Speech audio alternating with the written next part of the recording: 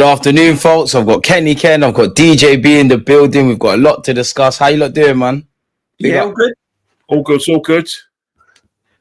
Excited to be a bit more optimistic. We're getting signings in, man. Gyokeres is basically done, we're led to believe.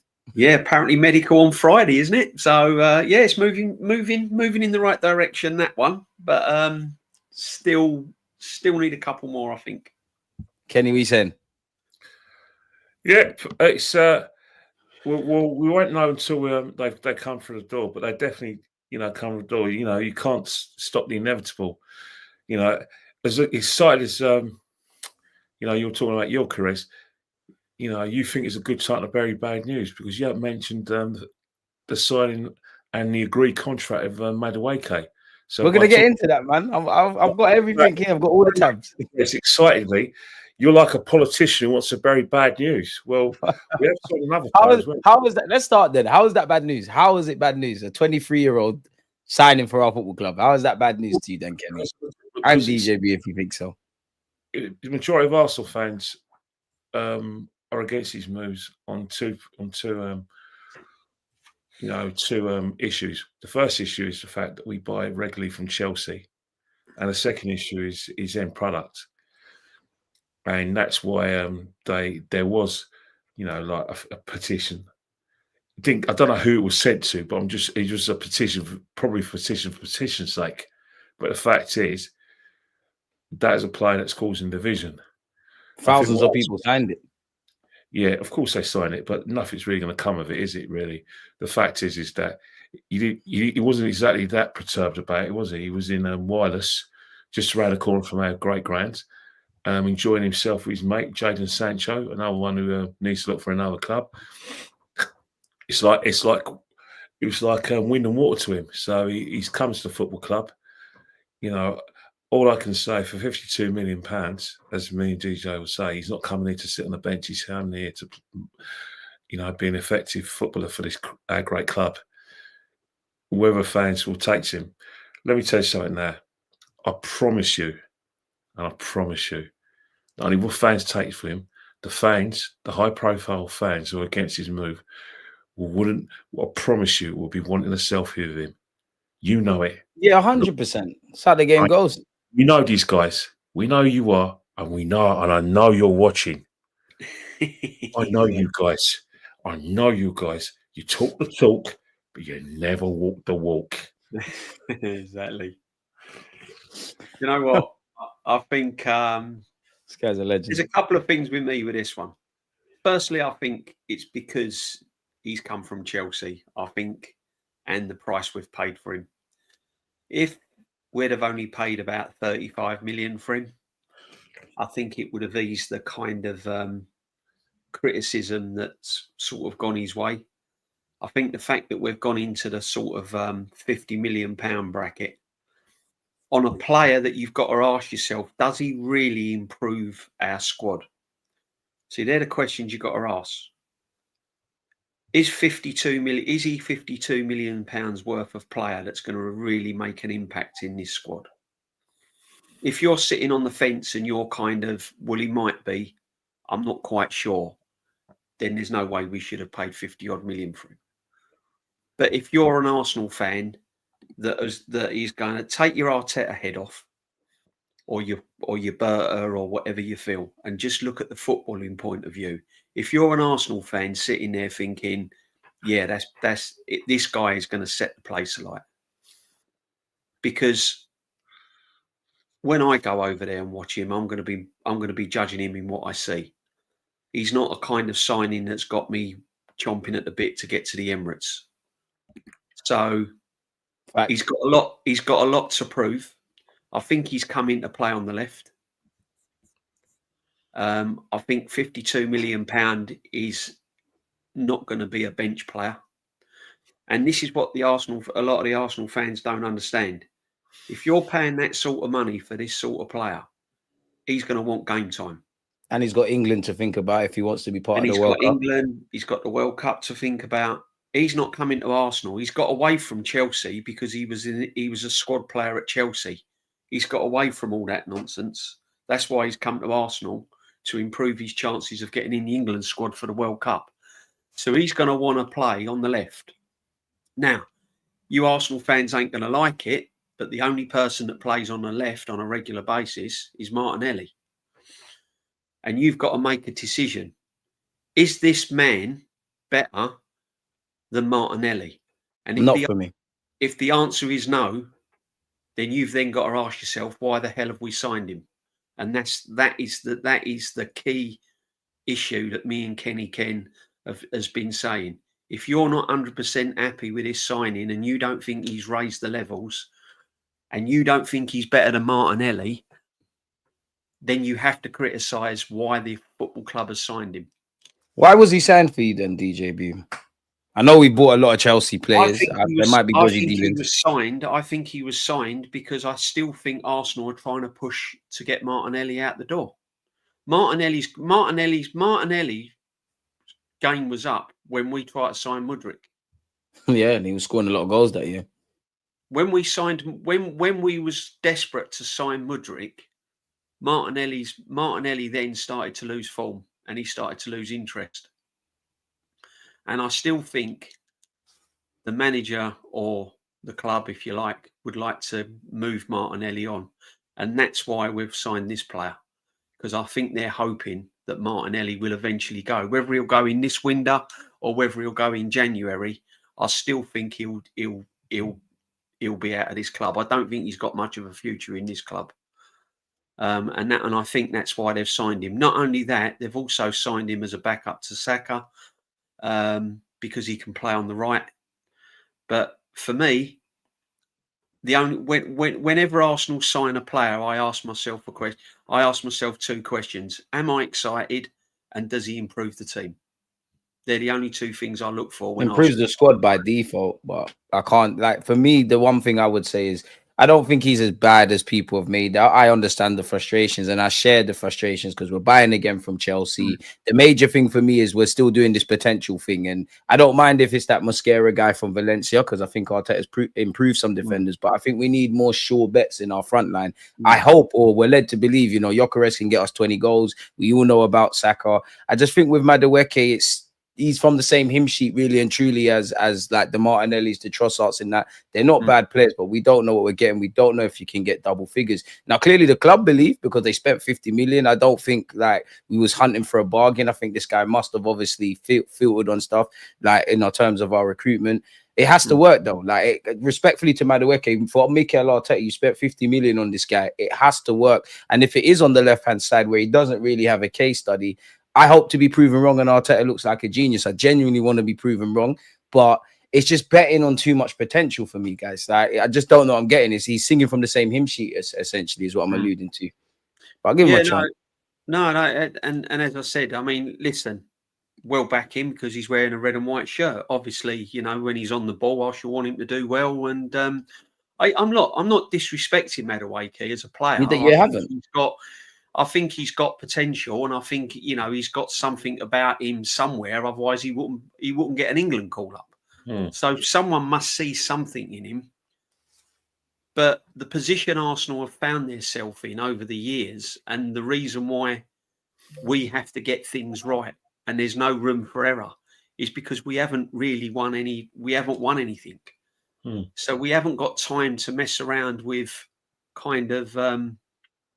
Prospects or could he? Does he fit the system? Does he do this? Does he?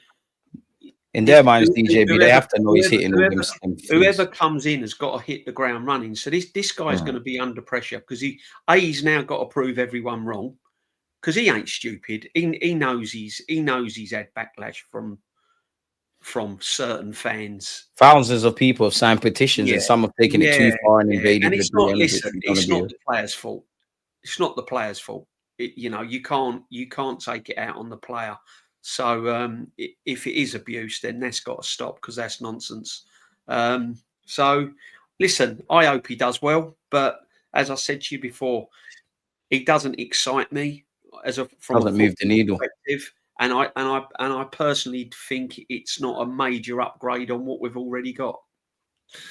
Back to the Madueke thing. Look, the simple reason why he's costing a lot of money is the England thing. And I think that's the same thing with Declan. let's not forget Declan Rice declared earlier. The reason why I call him Declan in English is because remember he declared for the Republic of Ireland. Now, if Declan Rice was playing to that level of style of play for the Republic of Ireland and England, and we went for him, he wouldn't be costing £150 million. He'll probably cost probably 60 or 70 million pounds, and that's not disrespect to the Republic of Ireland. Same with Grealish at a point, to be fair, with the Ireland thing. And it's just the fact that if you're an England international and you're full international, which Declan is at the moment and Noni is at the moment, then the price will always go up. So that's the only reasons why he costs a lot of money. The situation is, regarding whether he's going to be in the team or not, Arsenal were found out last season in terms of the teams who come to just survive the Emirates were mostly successful. We had no answers. And that's home. That's just the Emirates Stadium. They gave us a game because they tied us out by forcing us to be on the front foot, which we don't particularly like to do all the time. We like the opposition to set traps for the opposition. The opposition wanted setting traps for us. So what we were doing is that we were just going at them, attacking in our own sort of like Arsenal way.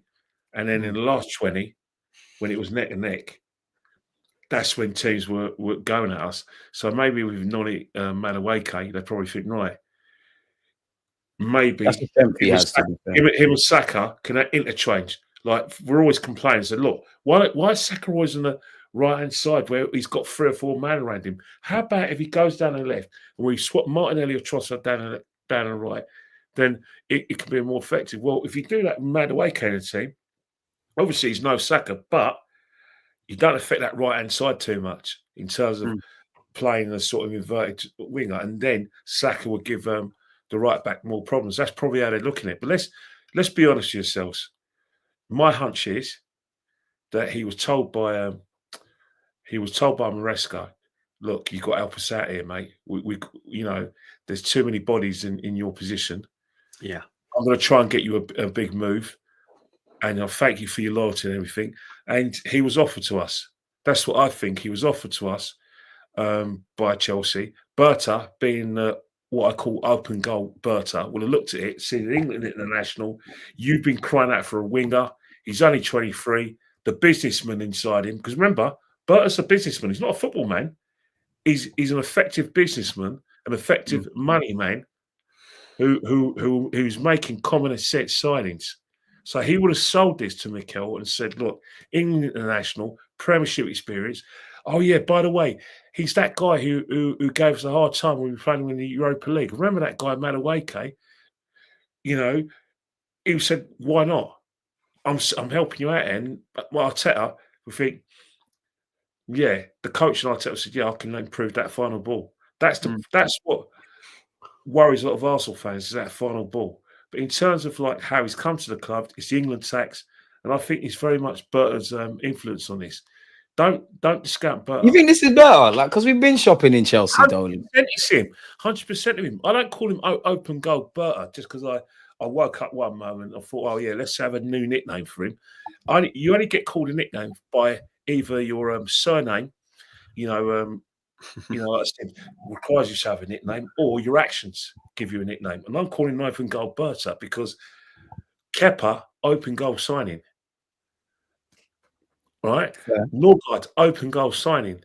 The interest in Gyokeres when it was made available that he is going to be available and he's looking to leave, that's an open goal signing because he's now given us an alternative to Sesko, who was our long-term target. So that's why I was calling him open goal Berta. For a club that's always leaking to anyone who would listen that we need wingers, well, this guy is a winger or such. And then you've got a situation, we need backup for Saka because Saka's been overplayed and we need to give him some rest. There you go. Open goal. That's why I call him open goal Berta. Yeah, and the only other problem by signing this, I think it's stumped that if Rodrigo did become available, I can't see us now. Now we've paid £52 million for Madueke. I can't see us going down the Rodrigo route now. I think he's put the kind of lid on that. This signing has put that to bed, I think. We're not going to get both. We just ain't going to do it. I can't see us buying another winger when we've spent 52 million on Madueke. I mean, look, at the end of the day, if you go back under Arteta's tenure, whether or not, see, I don't buy all this about like Edu and everything else went out and got the players and just went, here you go, Arteta, there's your players, get on with it. Arteta's had a big influence in who he wants and what players he wants to bring in the club. 100%. He's gone and sort of, you know, and I know I get all the scouting and all the logistics behind it, but the bottom line is Arteta has had a huge say in what players he wants at the club, and the sporting director then has bounced off of what he wants and gone and done the business side of things. Now, I believe Arteta's had some sort of say in this signing, and Bert has just negotiated the deal. Because under this manager, if you look at his previous signings, you can count on one hand the ones that have been any good. You know, we've seen Lokonga, Tavares, Pablo Mari, Sterling. The list goes on and on and on. So this is I don't know why people are surprised with this. As soon as he was linked, I already had it in my head that we were signing him. This to me don't come as a huge surprise, really. But it's that old saying, isn't it? It's better than nothing, because at the moment, on the right for Saka as backup, we've not Nwaneri only, really.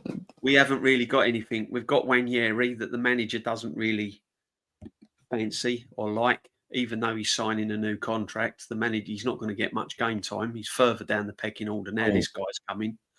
So I don't understand that. From another thing I don't understand, I'm glad he has signed, because obviously I don't want him to go elsewhere. But again, from a football point of view, if I was Nwaneri's agent, I'd be saying, well, okay, how much football are you going to play next season?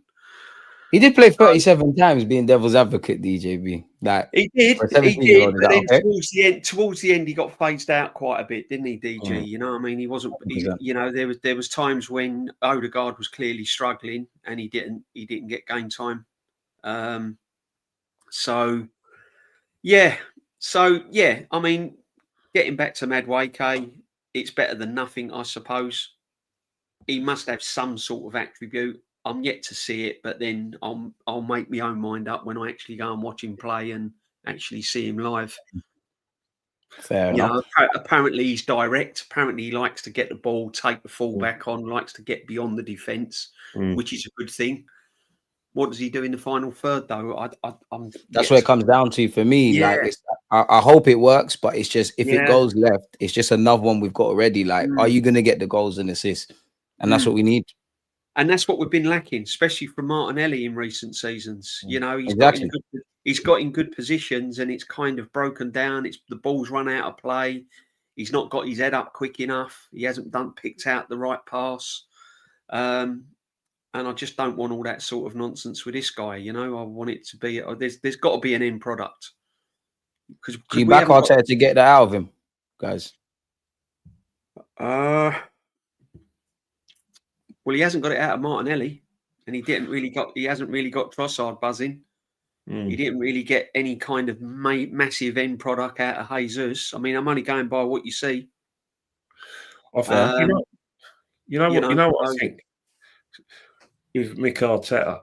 The thing about it, right, is that for anyone who plays in their front three, the litmus, the sort of like poster boy and the sort of poster boy standards is Saka. Because you either gonna, with Mick Arteta, you're either gonna say two things with how Saka's playing. You're either gonna say it's because of Arteta that Saka's taken his game to another level and has made himself first choice for Arsenal England, or it's in spite of Arteta. Because the question is that the litmus test that is Martinelli. Martinelli has all these defensive responsibilities put on him. You know, he's not the off the cuff player that we all knew and loved, to the extent that he plays when he plays without fear. Martinelli plays his best football. what we've seen with Martinelli the last 2 seasons, especially since the Madueke, like I said, interest, he's playing on instruction. He's playing in terms of like tactically, rather not playing himself, which means he's tentative. He's not attacking the box. He's worried about having to track back. He's not like I said, shooting from angles. Everything has to be precise. And then you look at Bukayo Saka with all these kind of responsibilities on him. He's still be able to play off the cuff when he needs to. That Martinelli problem though, Kenny, because all the teams, PSG, is surely that's a Martinelli issue though, because PSG have complicated stuff. They do. That's the question. If it's a Martinelli issue, then you're basically saying one, he's not elite as everyone thinks he is, and that he hasn't. I don't think anyone thinks he's elite anymore. You know what I mean? But he hasn't got the sort of footballing mentality, the footballing intelligence that Bukayo Saka has. However, the question is it because of Arteta? Is it in spite of Arteta? Because with the other guy, that's the question a lot of Arsenal fans will ask, because we're not seeing improvement from a lot of players. We haven't seen Trossard take his game to another level. We know Trossard is effective, but we're still seeing a player that joins from Brighton. It's still a Brighton player who masquerades as an Arsenal player. He's not an Arsenal player. And that's the challenge for Arteta.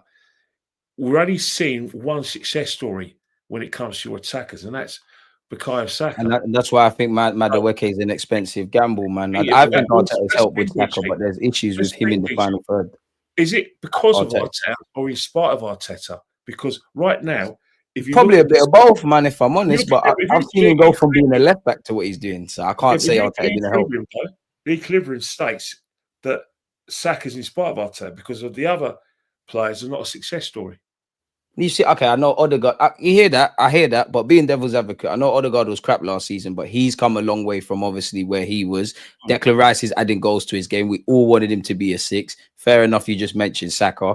That's where I think it is a bit of Arteta. But then I look at it, and rightly so. Martinelli, I don't think his intelligence has got there. So as a manager, do you just put him in situations and in contexts where he thrives, or do you continue where we're at now? I need to see it work with Madueke, as I said, but based on Martinelli, I can't really see it. As you said there, to be honest, I do you one bit. I don't think Trossard's quite been the Brighton kind of Trossard. He's probably been give or take a bit worse generally. I don't think he's feared in the game as much as he kind of was. It doesn't matter. Fair enough, it's an Arsenal thing, but you knew if you was playing Brighton, Trossard is going to light you up if you mess about. That's where it's a bit clouded, if I'm honest. He's a full Belgium international as well. And Belgium, despite not having the success that they should have, they're still seen as a respective top team across Europe. You know, you still wouldn't be surprised if you saw Belgium in the quarterfinals, at least the semi-finals of a major tournament. Obviously, they're in the win, but I don't know. It's an interesting question because that tag of Mikel Arteta not improving our attackers is sticking.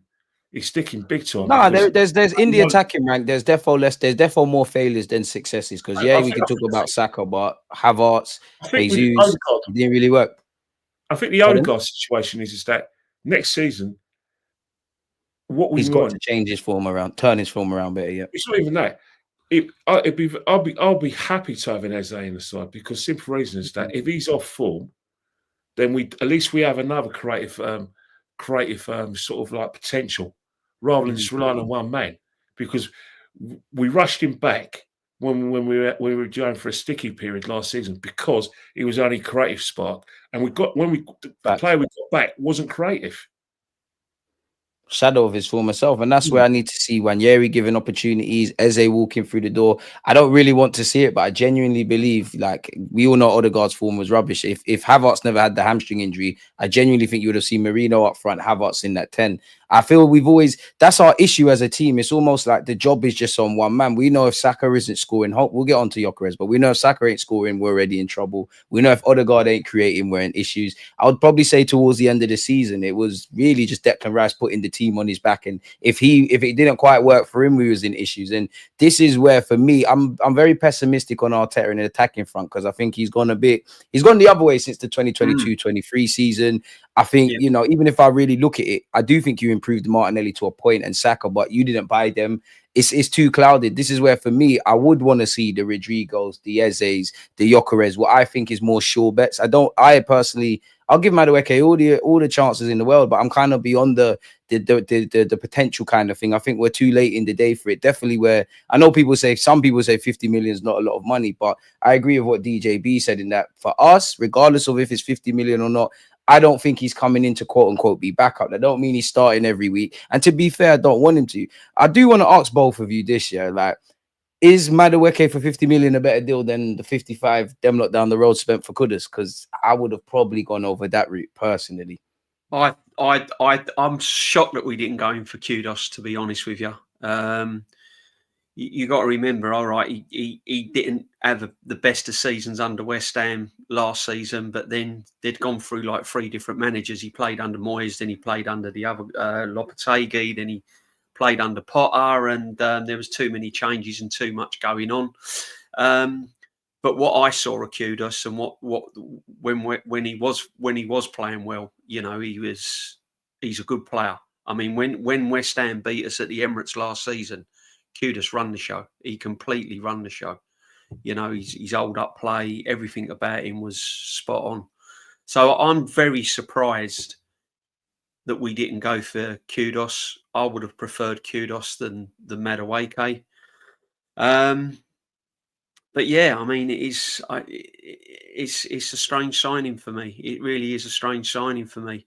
And you just got to hope that it works out. But getting on the attacking point of view, Arteta has got to make our players more efficient in the final third, because Saka's got to play more like Salah did for Liverpool last season, where he's kind of not having to work too hard on the tracking back and the defensive side of his game. He's got to now try and find a way where we can push him further in the final third and make him more effective in that area.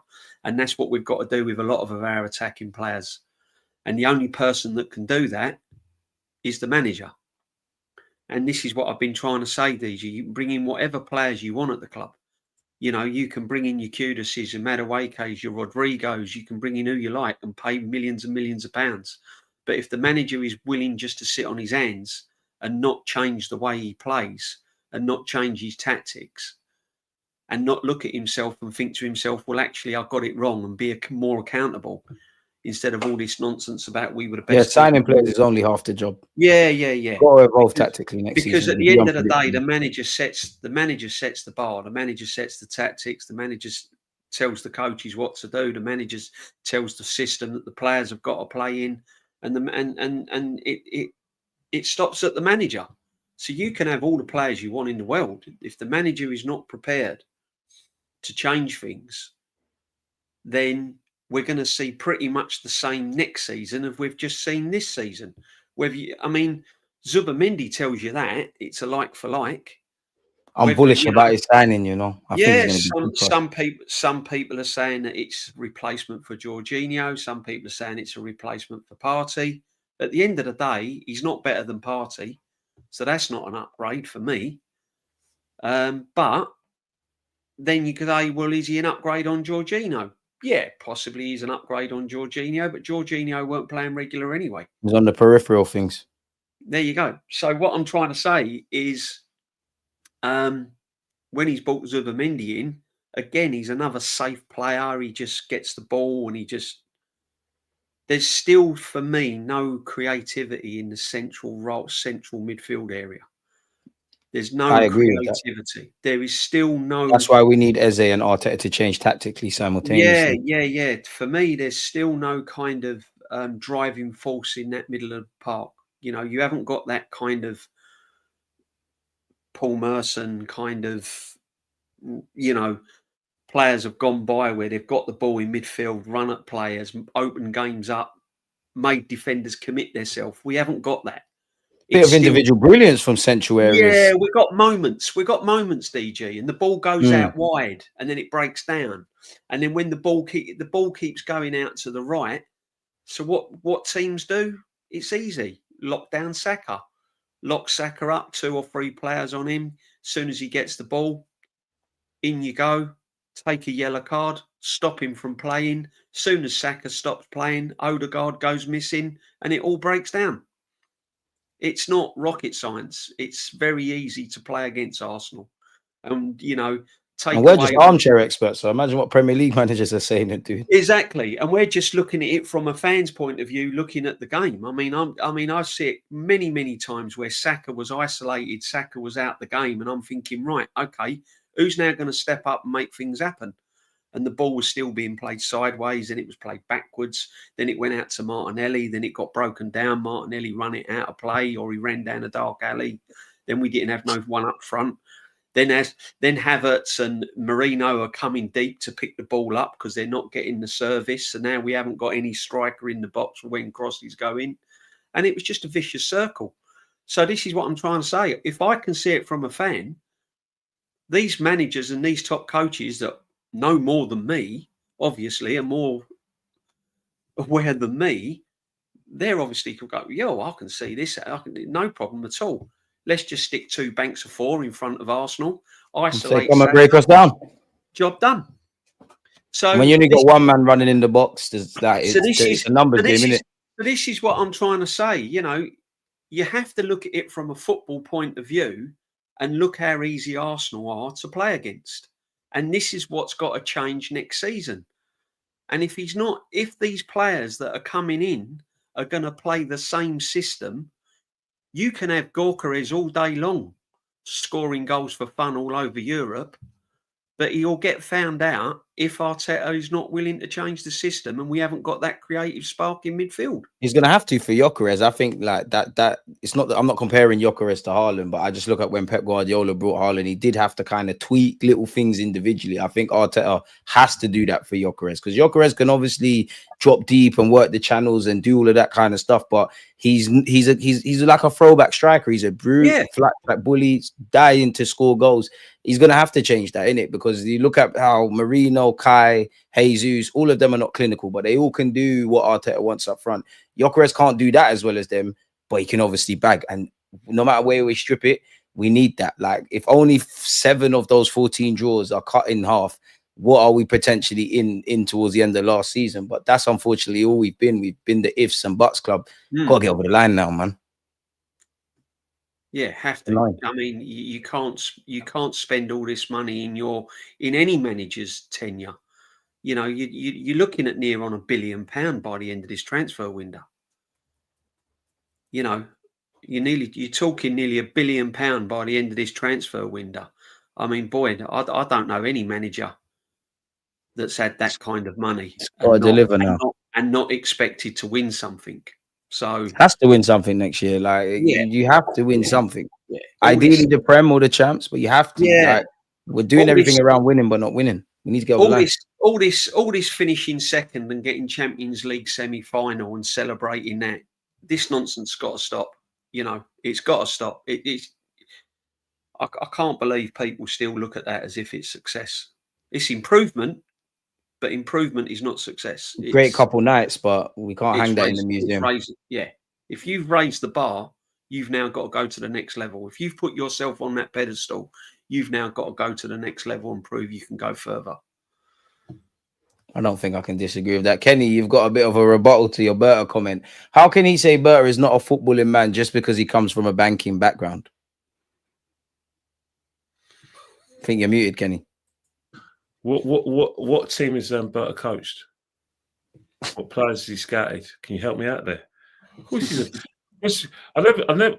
Let's just put into context. Yes, he knows football. And he's aware of football. But what I'm trying to say is that players be identified to him, and he'll go and get them. Of course, I'm not saying that. Like he doesn't know anything about football. Of course he knows about football. He worked with great Simeone. He knows football, but he is ultimately his job title is sporting directors. I've never seen a sporting director with a training top with their name on the back. I've never seen a sporting director with a squad with a shirt with their squad number on it. Maybe they get it for their birthday, or get it for Christmas, or get it as a leaving present. But I've never seen it. So I'm entitled to say he's not a football man. What he is he's an experienced businessman who's acquired players successfully for Atletico Madrid, and he's got massive fees for these players. That's good business. That's good acquisitions. Getting players, making decisions, hard decisions. That's good business decisions. That's why I say he's a businessman who helps football clubs. Simple as, not downgrading him at all.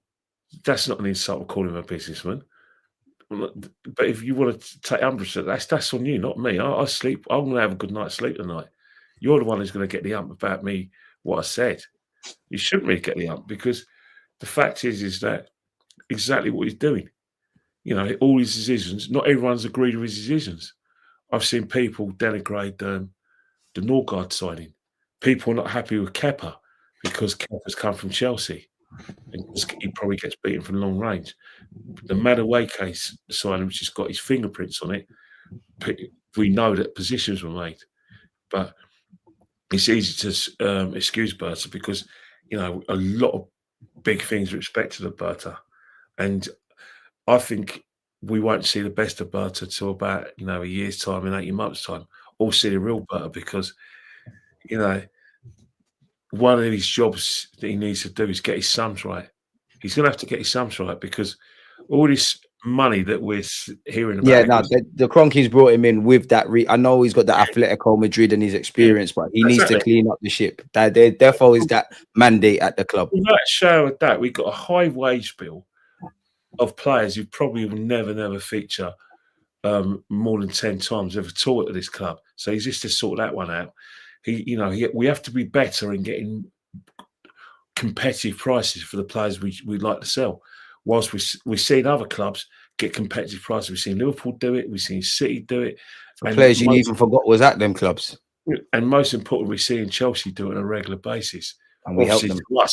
To us. So that's what that is his remit. So he works for a football club. He's going to get good players in, but he's got a three-pronged job to do. Simple, and that's why I call him a football man. That's why I call him open goal Berta, because at the end of the day, all the signings make sense. There's none of this nonsense we got with Edu, where if Edu was still at the football club, I promise you, he will still be trying to get Sesko at the club, and he'll go into the. He would have spent more on Madueke. Well, we'd have spent 80 million on this guy. Yeah, crazy. But most the reason why I think we got those signings is because the players we wanted went right into the 11th hour on the 1st of September, and then we thought, oh shit, we got to get some no signings in. That's what they do. This guy isn't wasting time. But it's very interesting that because it's his baby, Gyokeres, he's willing to negotiate. Whilst with Sesko, he said, nah, too much money. You want too much money, but we're going elsewhere. We probably put too much groundwork with Sesko and just had to keep it moving, man. Well, he kept it moving because at the end of the day, he's fully invested in the Gyokeres deal, whilst Arteta's fully invested in Sesko. So it's very interesting to see Mikel Arteta's first press conference. I'll be putting the subtitles on, and I'll be saving that and videoing it, because I'll be seeing if he's speaking fluent English or just throwing bullshit. Because there's no way anyone's going to convince me that this player, Gyokeres, was the second coming in terms of what Mikel Arteta wants. Because we know factually that it was always Sesko. So for him to go from a player that we coveted and the player that he spoke to last season, he spoke to recently, to go to Gyokeres, must be a big blow to Mikel Arteta's plans. Not just. What if Arteta changed his mind and he saw sense with Gyokeres? People aren't going to say that because they prefer Gyokeres and they don't rate Sesko. That's why they say use terms like the buzzwords. What if he changed his mind and used to both sense? This is for a player that you've been coveting, and for a system that you at least 18 months, and he does fit the system and his age and Sesko does fit the system. Gyokeres, there's going to be a few bit of fine tune. Who knows? Maybe that's why Madueke comes into it. Maybe we're going to be more direct. Maybe we are going to put early crosses in. and by playing one. Maybe Madueke makes that central run if Gyokeres pulls out wide. Another man who scored a shed load of goals. Sorry, more than a shed load of goals in the Portuguese league. If we want to win this league, we're probably going to get the better of him. That's going to be a massive sort of like tactical and culture change. We've begged for a striker. We've got one now. Apparently. We can also bring Norgard on and throw in the long throws, can't we? I would have ruled out him and Zubamendi playing up front to be fair. City settings, you know what I mean? We can get the Norgard in there and pump balls up long. And I would have ruled it out, to be honest. Yeah. There's no way Mikel Arteta's preferred way of playing includes Gyokeres. No one's going to convince me of it. I understand why a lot of people are excited about a transfer. I get it. I respect everyone's opinion on that, because the buzzwords over the last few years, if Arsenal got a striker, they're going to win the league. If Arsenal got a striker, we're going to win the Champions League. So I get that. But the most important person at the football club, the second most important at the football club, because the players are the most important, doesn't play that way. He's more than happy with goals around the team, because he will argue that when we challenge for title in 23 and 24, goals will spread around the team. Need to do both, in my opinion. We need him to score goals, and we need to have faith in the left and the right. See, the thing is that the bottom line is, whether you like it or not, this was second choice. Gyokeres was second choice for this football club. Sesko was the number one choice. If he still had that 60 million release clause, we're not getting this guy, DJB. Whether we like it or not, we would have had, if things hadn't have broken down, we look at that picture, there would be Sesko. Pure and simple. So Gyokeres was second choice. He was the first choice for fans, but he was the second choice for the football club. Yeah, Sesko was first choice, pure and simple. Now, my worry is this guy's going to come in, and as you said, alluded to, DG, he is an old-fashioned throwback of a centre forward, and you have to play to this man's strengths. Yeah, none of this nonsense of putting him on the left and playing Havertz down the middle. Because don't put that past them. I was going to ask you what this means for Havertz potentially as well, because I think Sesko will still be first choice. Well, he done it with Aubameyang, put him out on the left, put Lacazette down the middle. Yeah, and so, don't rule that out, that you might see Madueke, playing certain games on the right, Saka, and all sorts of nonsense going on. So you just don't know with this football manager. Who'd have thought that we'd have seen Partey play at right back? And Gabriel dropped from the centre half when we played. To be fair, Marino up front, even though he did all right. So let's not fool ourselves. This manager can do madness, honestly. So, but you've got to look at this guy, and you've got to go, right, what is his strengths? His strengths is scoring goals. He's a old-fashioned centre forward, if you like. He does the ugly stuff. He picks the ball up. He runs at players. He shoots. He's, everything. His mentality as well, man. He's got it. Right. I'm excited about this game. So, but at the end of the day, it's true what Kenny said. Sesko was the first choice. 100%. So now, this guy coming to the club, Arteta has not really got much thinking time now, because all these tactics and all these kind of game plan going into next season was Sesko. So when he was mapping it all out, probably, I don't know, it was Sesko. But now it's this guy. So this is what I'm saying. In order for this guy to thrive, we've got to get a system in place that he's going to score goals. And if we're doing this slow pace build up, and we're not getting from transition into attack quick enough, like we did when we were scoring, he's in problems. It's going to be a problem. This is what I'm saying. So now you've got to ask, where's your creativity coming from? This is when Odegaard's got to step up. Can he step up? We don't know. Evidence of last season, he didn't. He had plenty of time to step up. We were praying for him to get, in big games, Newcastle, semi-final, PSG. We was praying for this guy to get back to it next year. Didn't see him. Then you have a look, right, where else is the creativity going to come from? Zubamendi, we don't know.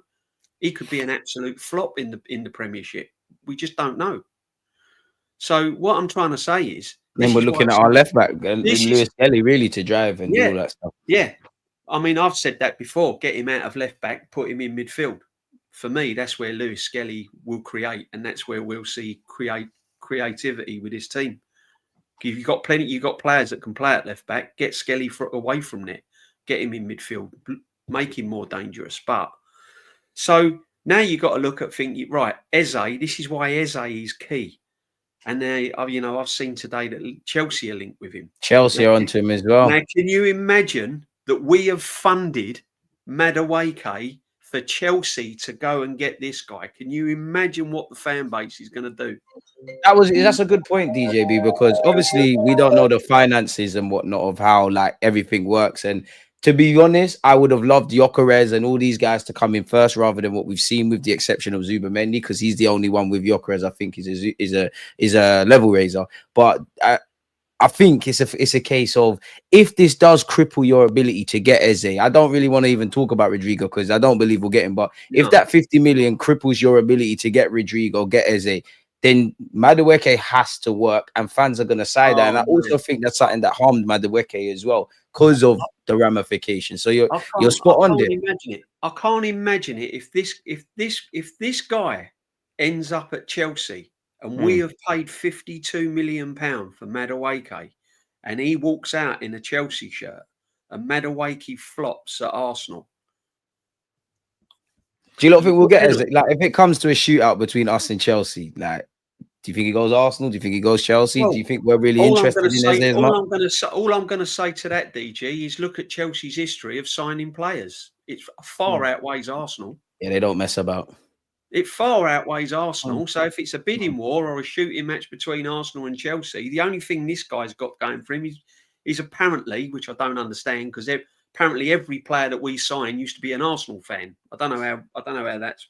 How relevant is that for pro ballers as well? I'm not saying it can't help. But what I'm trying to say is this guy should have been signed by this guy. If we were serious, this deal should have been done by now, along with Gyokeres. Chelsea shouldn't even be in a mention of this guy.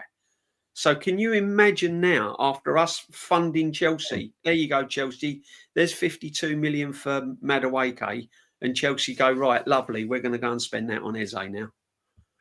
Well, that's what I've been saying, guys. That's why I've always said that the sums don't add up.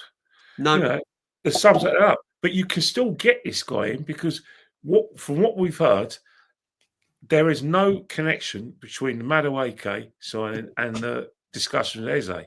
Yeah, but Kenny, sorry to cut you. Now we're starting to be briefed. If people read between the lines, the Sammy Mokbels, all of this, I wouldn't say Arsenal have any PSR issues, but it's all this having to sell to buy. Yeah, but I've been saying like that before. Exactly. We've been saying that, haven't we? Martinelli. I've been on shows all the time. Can someone explain to me? We're going for Gyokeres. We've got Zubamendi. We're going for Madueke. We go for Eze. Go for Rodrigo. Where's the sums? Who's doing the sums? We can still get these players, because I don't think, from footballing wise, there's any connection between Eze and Madueke, but financial wise there is. However, a segment of your show is about who do we have to sell, and for the last month or so, I've made a suggestion that there are sellable assets, but for some reason we're pushing back on that sellable asset, and I don't understand it.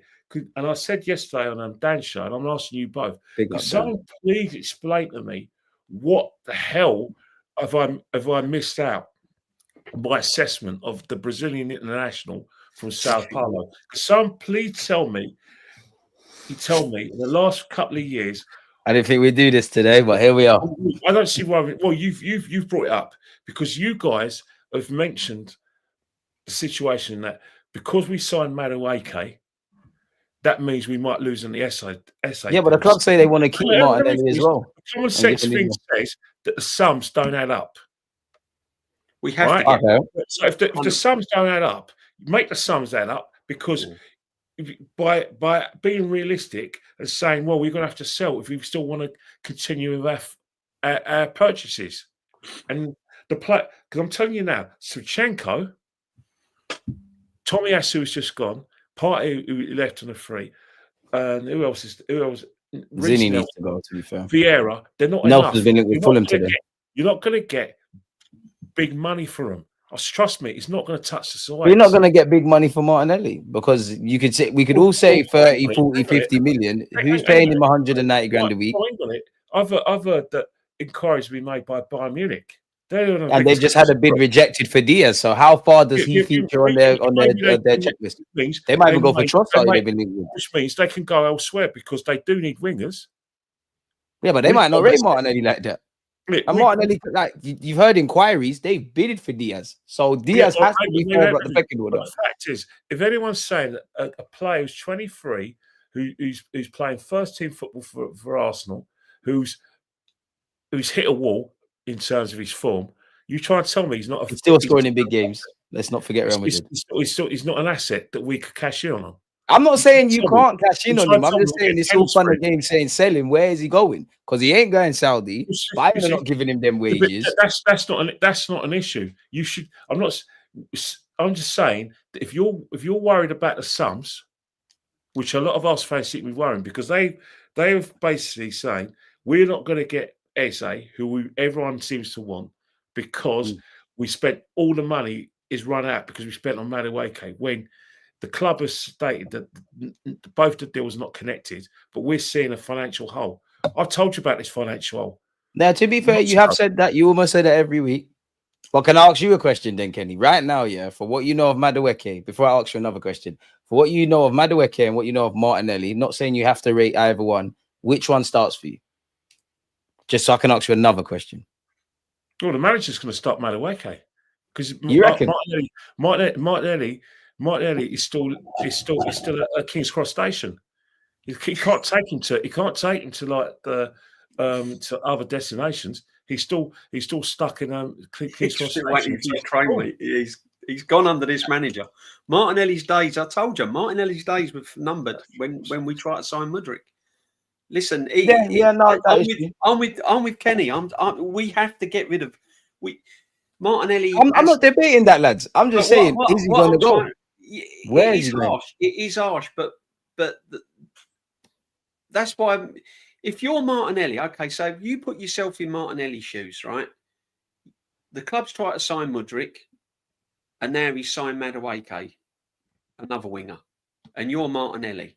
You're thinking, I've got to get out of here. So even the player is now probably thinking, this ain't right. I think it's time for me to move on. He's got to relish competition, surely. Yeah, right now, I reckon he's still first choice. Even if Eze comes in, I think Eze is a better option off that left-hand side. But a lot of fans say he wouldn't play it. So on that basis, then, we have to go get Rodrigo.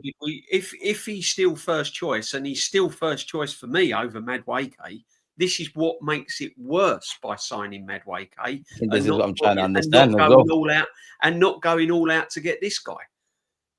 Madueke, this guy should have been bought in before Madueke. Madueke weren't the priority in my eyes. This guy was, because he can play in a 10. It's Odegaard that's got to be pushed more than Martin. That's why I'm scared, DJB, because I think of it differently. I genuinely think they went into this market. I'm not saying they didn't try to get Nico Williams or flirted around Rodrigo first.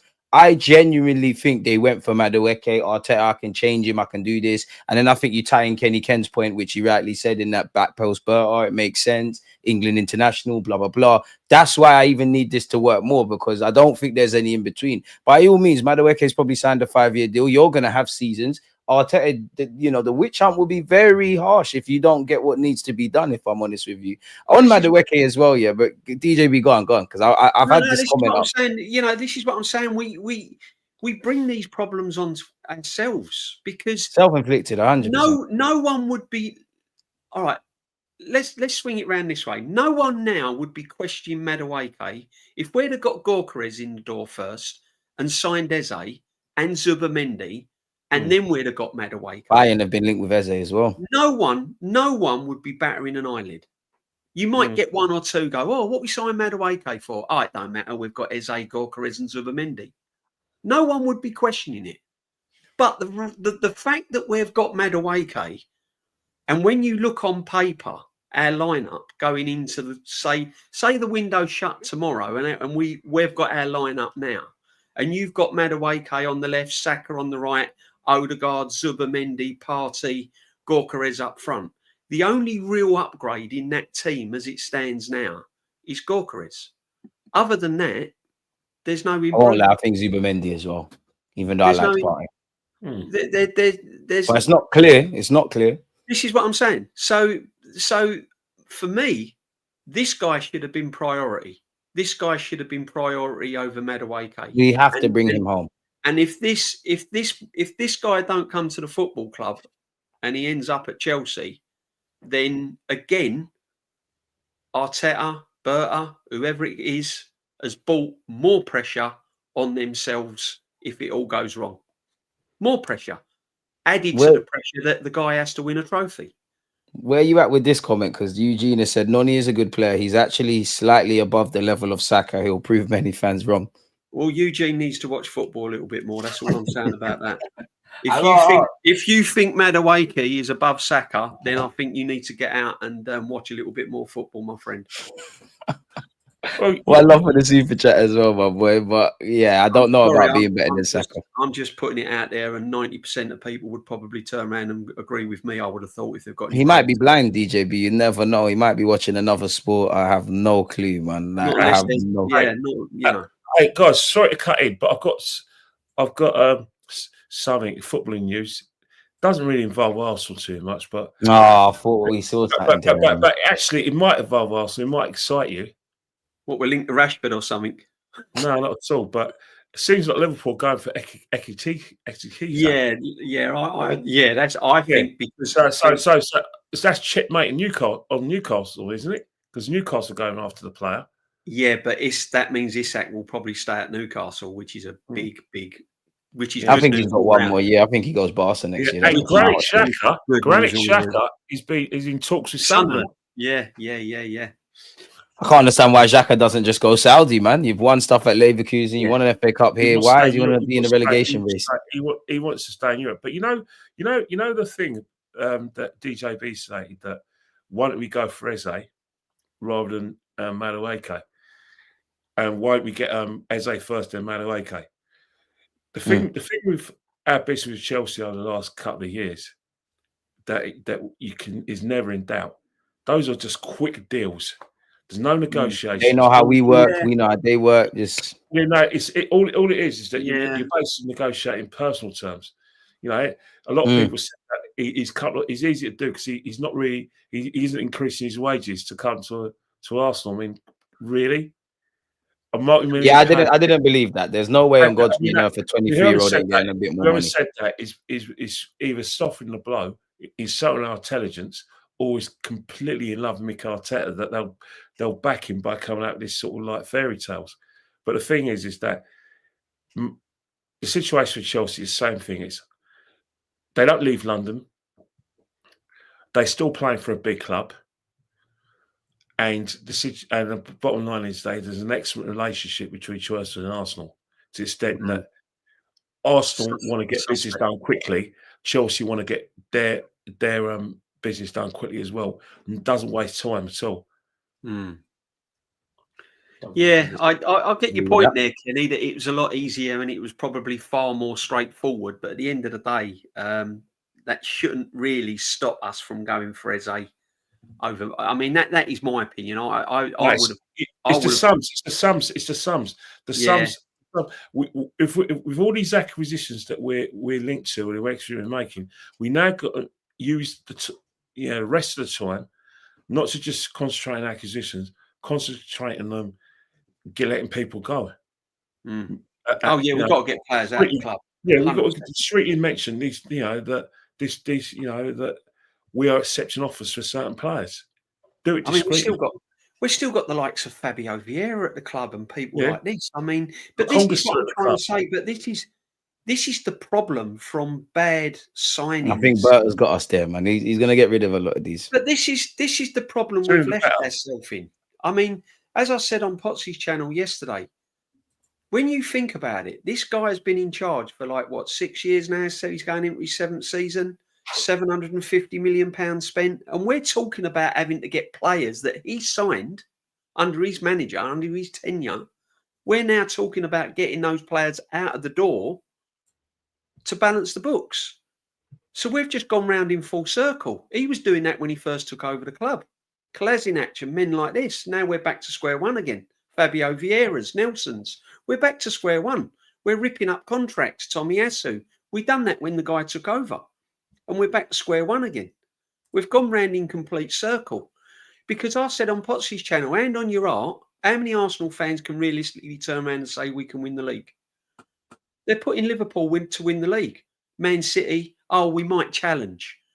Well, I'm sorry, but if you've had a manager in charge for this long and he's built his team and his players and he's had all this money to spend, Liverpool fans should be turning around and going, oh, Arsenal are going to win the league next season. They're a force. We shouldn't be turning around and going, oh, Liverpool are going to win the league. Oh, I think Liverpool win it. I think we'll challenge top three. That's not the position we should be in after how long this manager's been in charge. Now we need to get over the line in something next year, man. I do think we're third best, but we have to give it our best go. Look at us. Look at us again this season. We was having similar conversation what we was having last season. What players we got to get rid of? What players we got to sign? We need a striker. We need this one. We need that one. And we're still having the same conversation. If the business would have been done properly in the first place, we would have only needed one or two players this season to bolster up already a quality squad. Now we're having to sign Zuba. No, but DJB and Kenny Ken, you could be wrong because we've got Mr. Ian Hutchinson's here saying, I'm a true Arsenal fan. I remember where we was before. He's been very positive. He's talking about like he lives 5 minutes away from the stadium. You haven't got to remember where we were now, have you? Because we're in the same situation, my friend. You know what I'm going to call it? You can live in fucking Somalia. It doesn't mean F all, mate. Yeah, you know what I'm going to call it? You know what I'm going to call you, Ian? I'm not going to call you Ian. I'm going to call you Hutch. You need to find your Starsky. Seriously, I always find it funny. We're back in the same situation, Ian. Mr. Hutch. We're back in the same situation. Where have we? What circle have we come round? We've still got players at the club that we can't get rid of. We've still got, but even worse now, we've got players at the club with extortionate wages. Yeah, we got Havertz on the sick bed on 250 grand a week. Jesus, sorry. On the sick bed for 250 grand a week. How are we going to get rid of these players?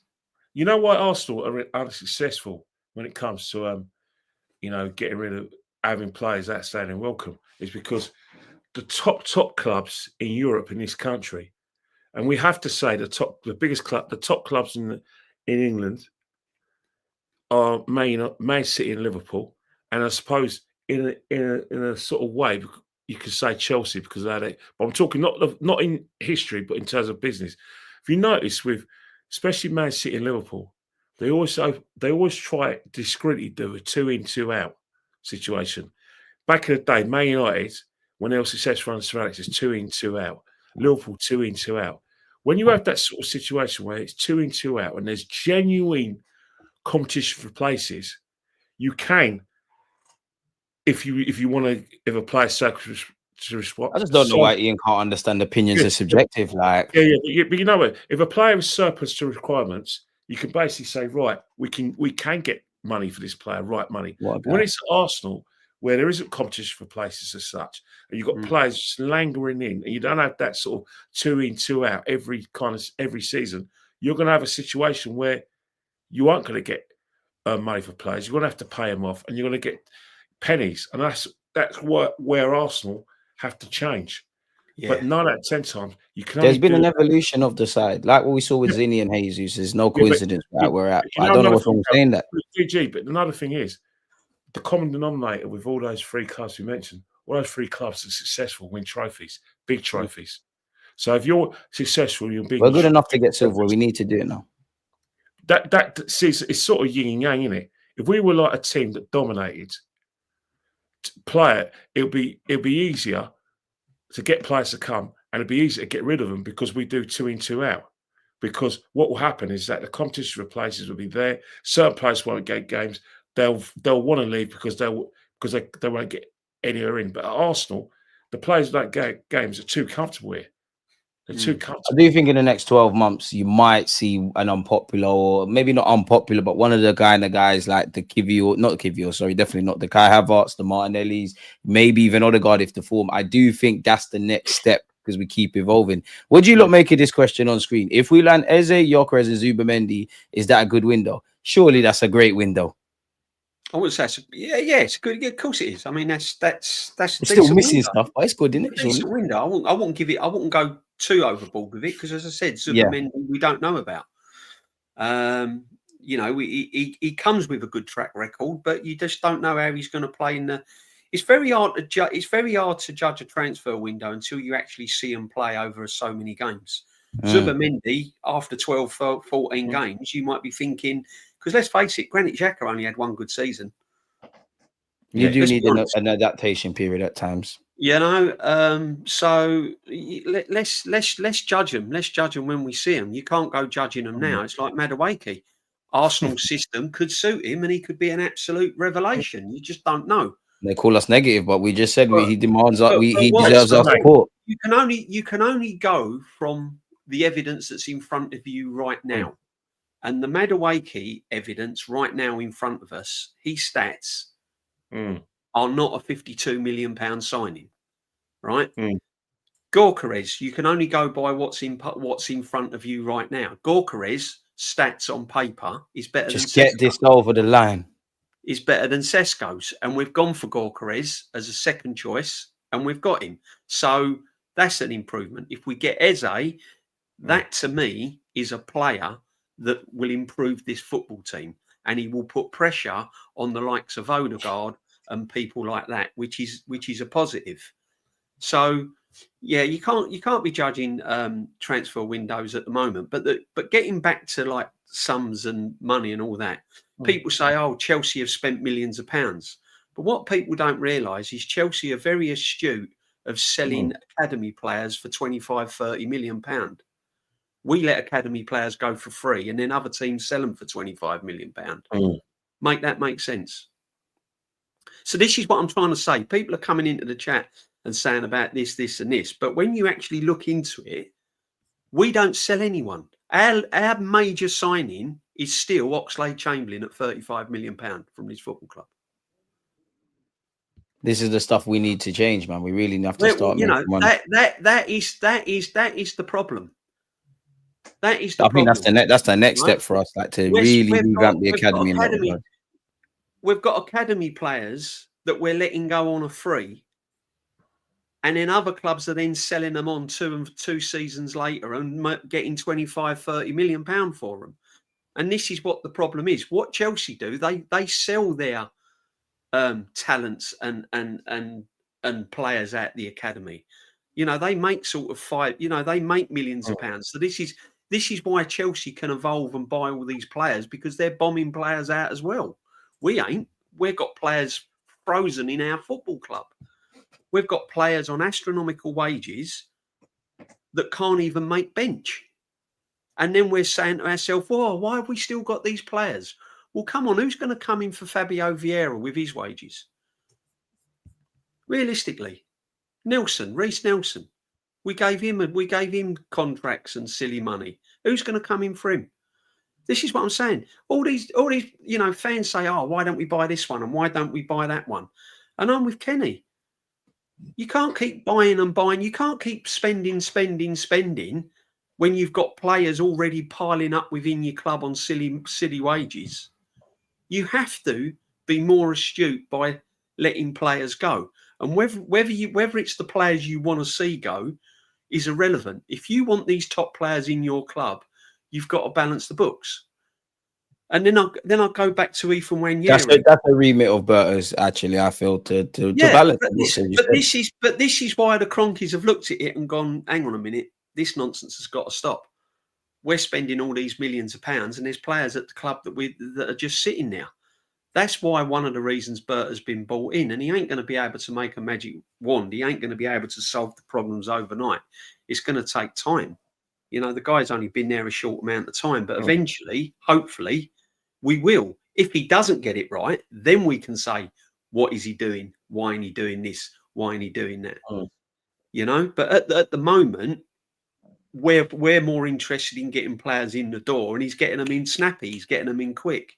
Yeah, Berta's moving competent. Like that's the I ain't seen an interview from him yet. He's just making things happen. This should have happened a few years ago. Would you make it this DJB?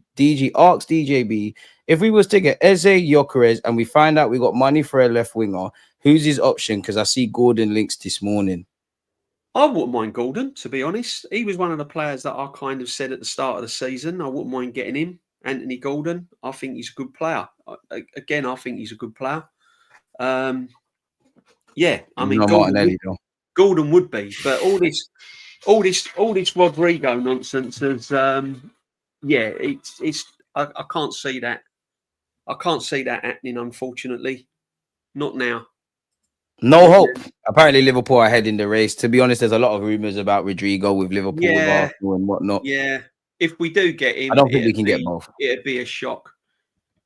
What another thing? I'll tell you another thing, though, Arsenal fans, and Kenny will agree with me. Arsenal haven't done their horrendous last-minute loan signing yet. Look out for that one. Yeah. Final day loan signing howler that no one expects. Nah, we're changing, man. Berta's got us, man. It might be. We might get that before, like but the Yossi Benayoun's and all of that. You know that's. My heart can't take that anymore. Get your head around that. There's going to be a howler involved with Arsenal Football Club before the window's out. Trust me. If it came to it for you lot, yeah. Go on, DJB. No. I was just saying, you know. So, yeah, that's the situation, man. With me, I mean, we've got to be more brutal with our outgoings as well as ingoings because we're just wasting money at the moment, and that can't continue. And the reason we're spinning many plates. The reason why it can't continue is because if we're not successful when we're not winning the big competitions, then that we can't keep throwing money at it. You can't keep throwing money at a problem to try and do something. You have to look at the core problem.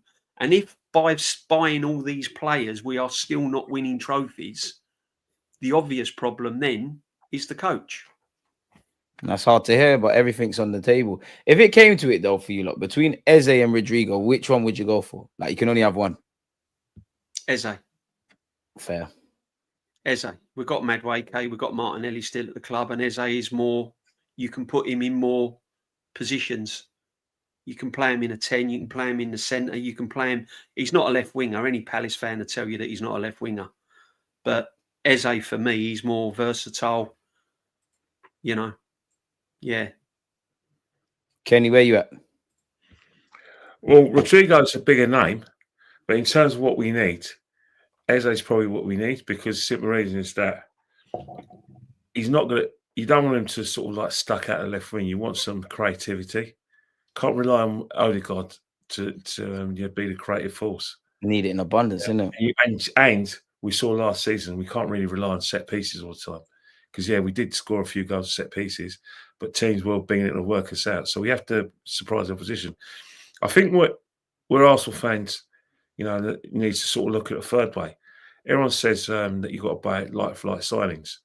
But I don't think that Zubimendi is a like for anyone. I think Zubimendi's moving the wheel tactically, especially in Europe.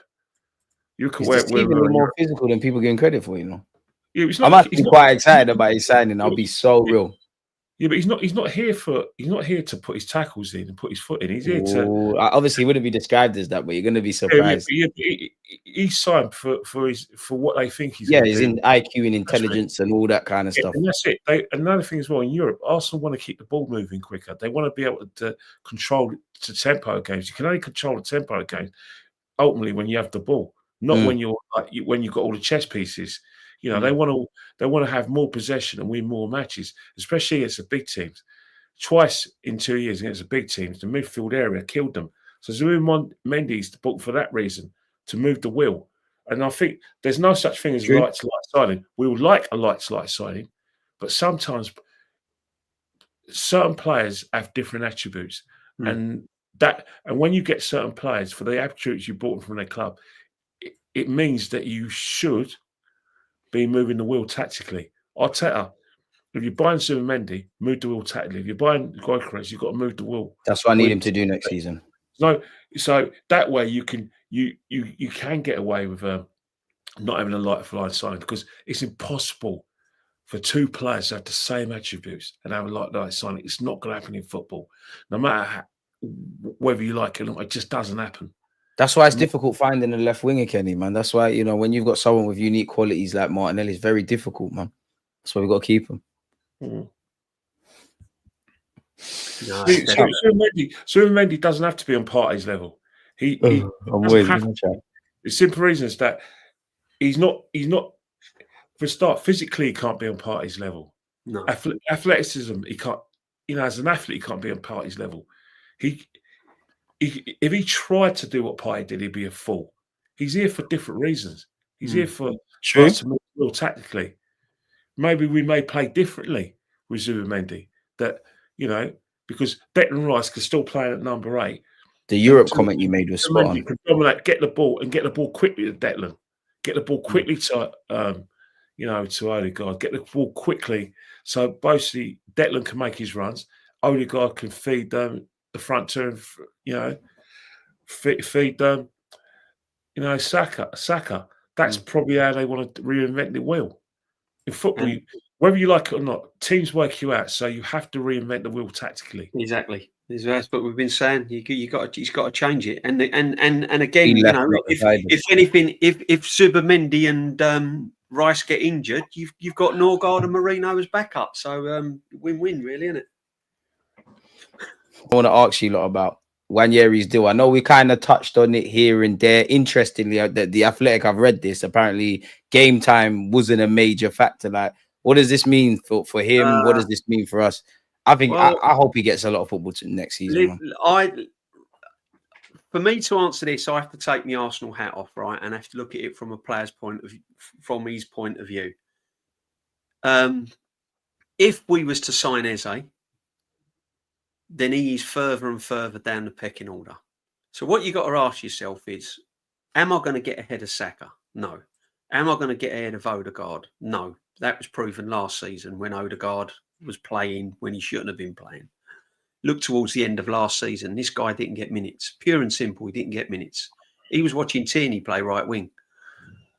Come on, man. Right? So he's not going to get ahead of Saka. He's not going to get ahead of Odegaard. He's definitely not going to get ahead of Eze, and he's not going to get ahead of Havertz. Right? So now he's like 4th, 5th choice. The manager didn't rate him towards the end of last season when he was only about 2nd or 3rd choice. He's now 5th choice.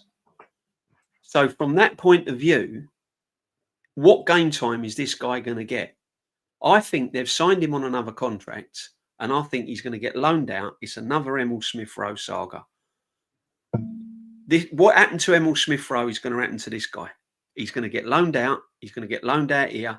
Then he's going to get bought back. And then if there's still nothing for him, he's eventually going to get sold. He might get the odd Carabao Cup run out, something like that. Other than that, he ain't getting many minutes. And all this about, he's going to play more central, they've sold him a dream. They've sold him a dream. You sign here and we're going to turn you into a more central midfield player. We're going to do this with you and we're going to do that with you. Realistically, that's not what's going to happen. You've got to be honest with yourself. I want him to stay at Arsenal. Of course, I want the top talent to stay at Arsenal. I'm not saying I want to see him go. I'm just looking at it from a footballing point of view. You've got to think to yourself, he's not getting ahead of Saka. He's not getting ahead of Eze if we bring him in.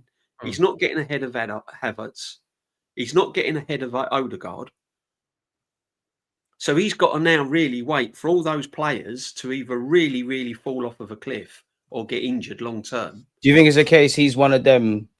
Because on one hand, I do think game time is going to be limited. I do think Mikel Arteta does the senior thing, but I do think on one hand, there were rumors he did have injuries, he did have muscular problems. I do think towards the end he struggled physically. He is 17, 18, and he did make 37 appearances. I just feel that, and am I wrong for feeling this? Regardless of if you get Eze and Rodrigo and all these great players and you've got Saka, do you not feel I know he's 18 and we shouldn't panic, but it's a case where Arteta is one of them ones as a manager. you just got to throw your hat on him and say, you know what, 5-10 games, you're just going to start. Just whatever happens, you're going to do your thing. The thing is, right, he could have done what Skelly's done and just come in, and when he did get the chance, he could have come in and just really took the ball by the horns and done what Skelly done. But the problem is Skelly's in a unique position.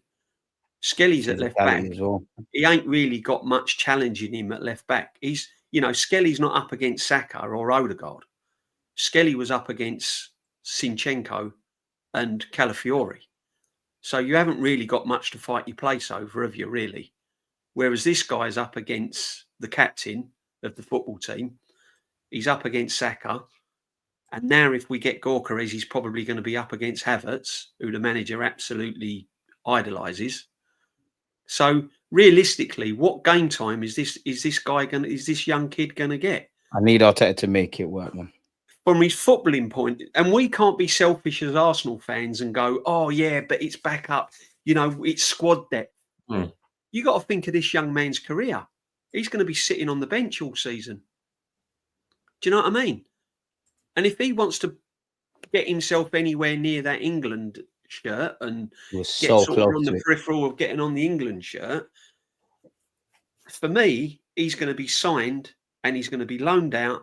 He's going to be bought back and he's going to weigh up the situation. Then he'll get loaned out again, and then eventually he'll get sold.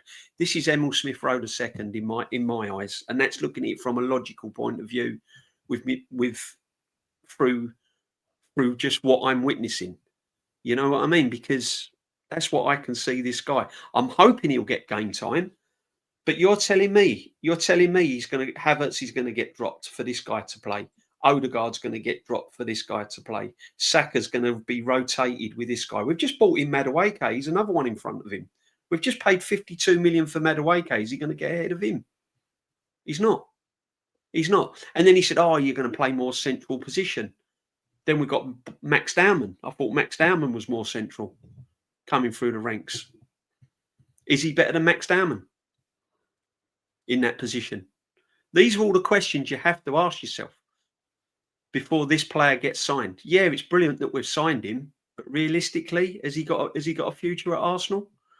If you take your Arsenal hat off, I think he does. It's all going to fall into place. Let's be positive. I just can't let it happen. But DG, listen, man. I don't think you're wrong, DJ. You've played football, okay? You've played yourself. You've played at a good level. You've played yourself.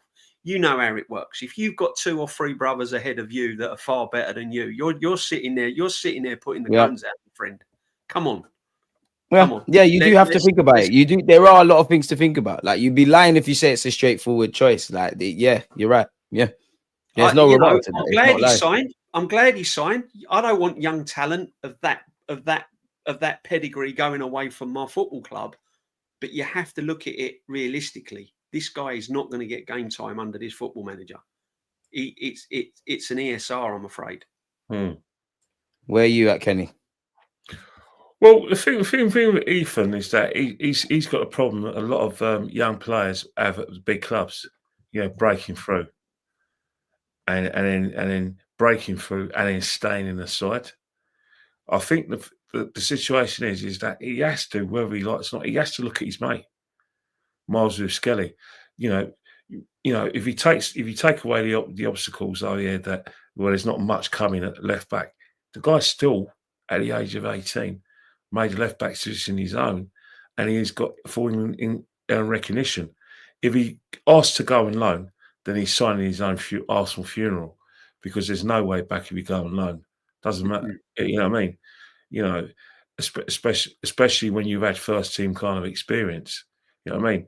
Jack Wilshere went on loan to Firstly, I think he was meant to be going on to Burnley, but Owen Coyle got a job at Bolton. He only had what I say, crumbs of appearances. Not too many, but crumbs. And he went and learned his trade at Bolton, came back a better player. The problem is this guy's had 37 games. For him to go on loan will be disastrous. There is a pathway into the team on the basis of footballing logic states that, well, one, his mate kick the door down, which is a challenge to this guy. But another thing as well, we all get injuries. Regardless whether you have a big squad or a thin squad, which Arsenal need to have, because simple reason is that that Champions League format is an intense format. It's not like the bullshit that we contrived bullshit, which was the group stages pre 2024. The group stage is a lot of bullshit. The top 2 teams are always going to get through. You have to be a pork chop not get through. Mind you, Man United managed that in 23-24 with a group with Bayern Munich, Galatasaray, and I think it was the Norwegian team. They managed not to get in the top 2, but 9 out of 10 times the top 2 always get through.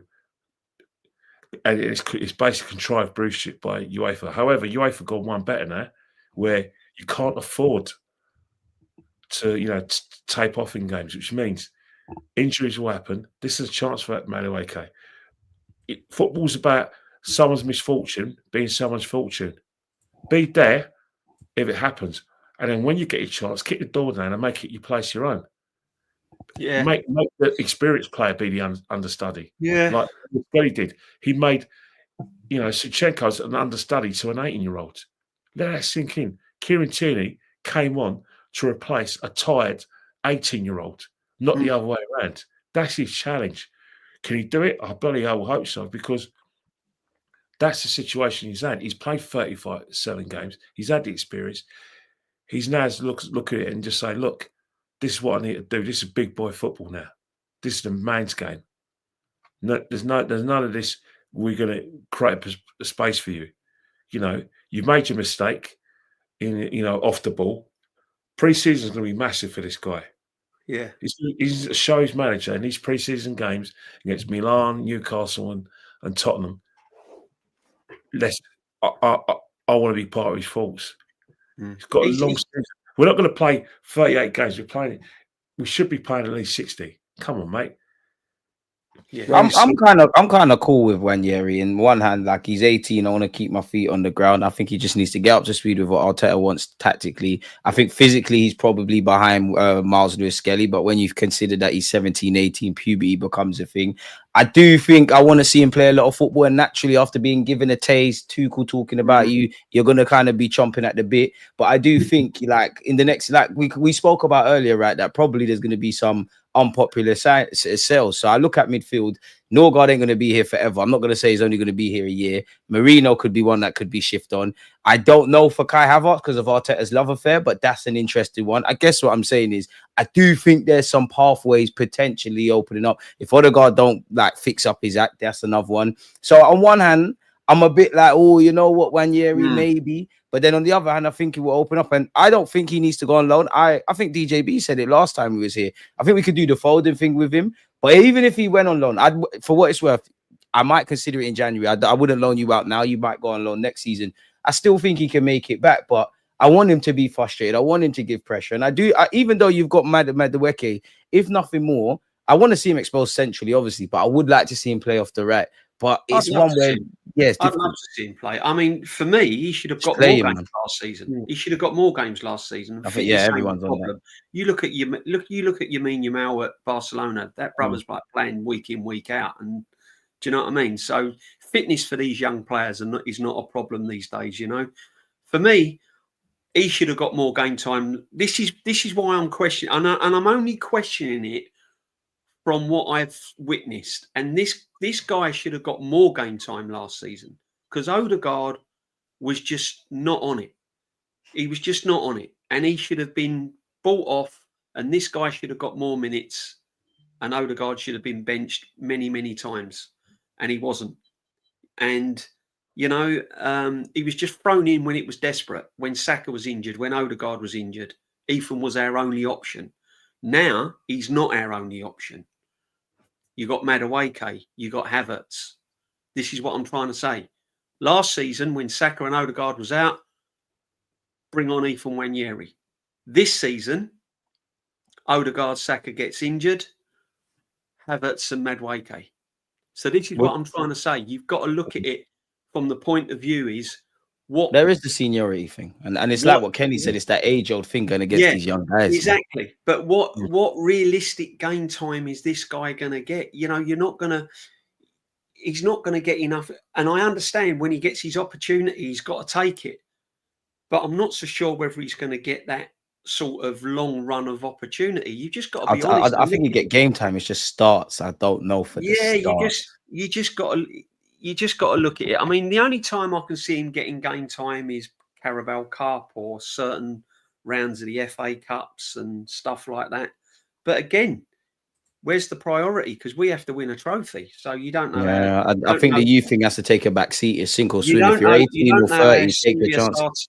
Listen, Arteta's under a lot of pressure to win something. So he may take the FA Cup a little bit more seriously than he We're has. Arsenal, we have to. Well, you would have thought so, but we ain't got. Yeah, since we won it, let's be honest, we've been abysmal in the FA. Yeah, exactly. So this is what I'm trying to say. So listen, I hope he gets minutes, but I'm just looking at it from a logical. I'm just looking at it from what you see in front of you, and there's play. He's way down the pecking. I'd say you're looking at it from a bird's eye view. To be fair, DJB. Yeah. What I'm saying, I never said I want him to go out on loan. I said that's what I can see happening because he's not going to get the run of games that he needs. So I think it's going to be kind of January, as you said, DG, doing a loan deal, someone getting him on loan, and then him coming back and then seeing how the land lies then. If he's balling out on loan and scoring lots of goals, Arteta might think, yeah, okay, bring this kid back. He's going in. He's in my team. But at the moment, if we was to line up at the moment, he's behind. Yeah, he's not in the strongest 11. He's behind Saka. He's behind Havertz. He's behind Madueke. If they get injured, Madueke is there. Havertz. We've already said that Havertz could be rotating with Odegaard and playing the 10 with Gyokeres. So I just can't. I just can't see how much game time this kid's getting. I really can't. I'm glad he signed a contract, but I just can't see him getting many minutes personally. So where do you rank that then? Well, both of you. Why would genuine question, says Collins? Why would Arteta not want to play a very good prospect when he was the one that gave him his debut? He has debut? to win trophies. He has to win big games. And the thing is that when you're a big club, I'm sorry, but the pressure is immense. You know. Yeah. I'm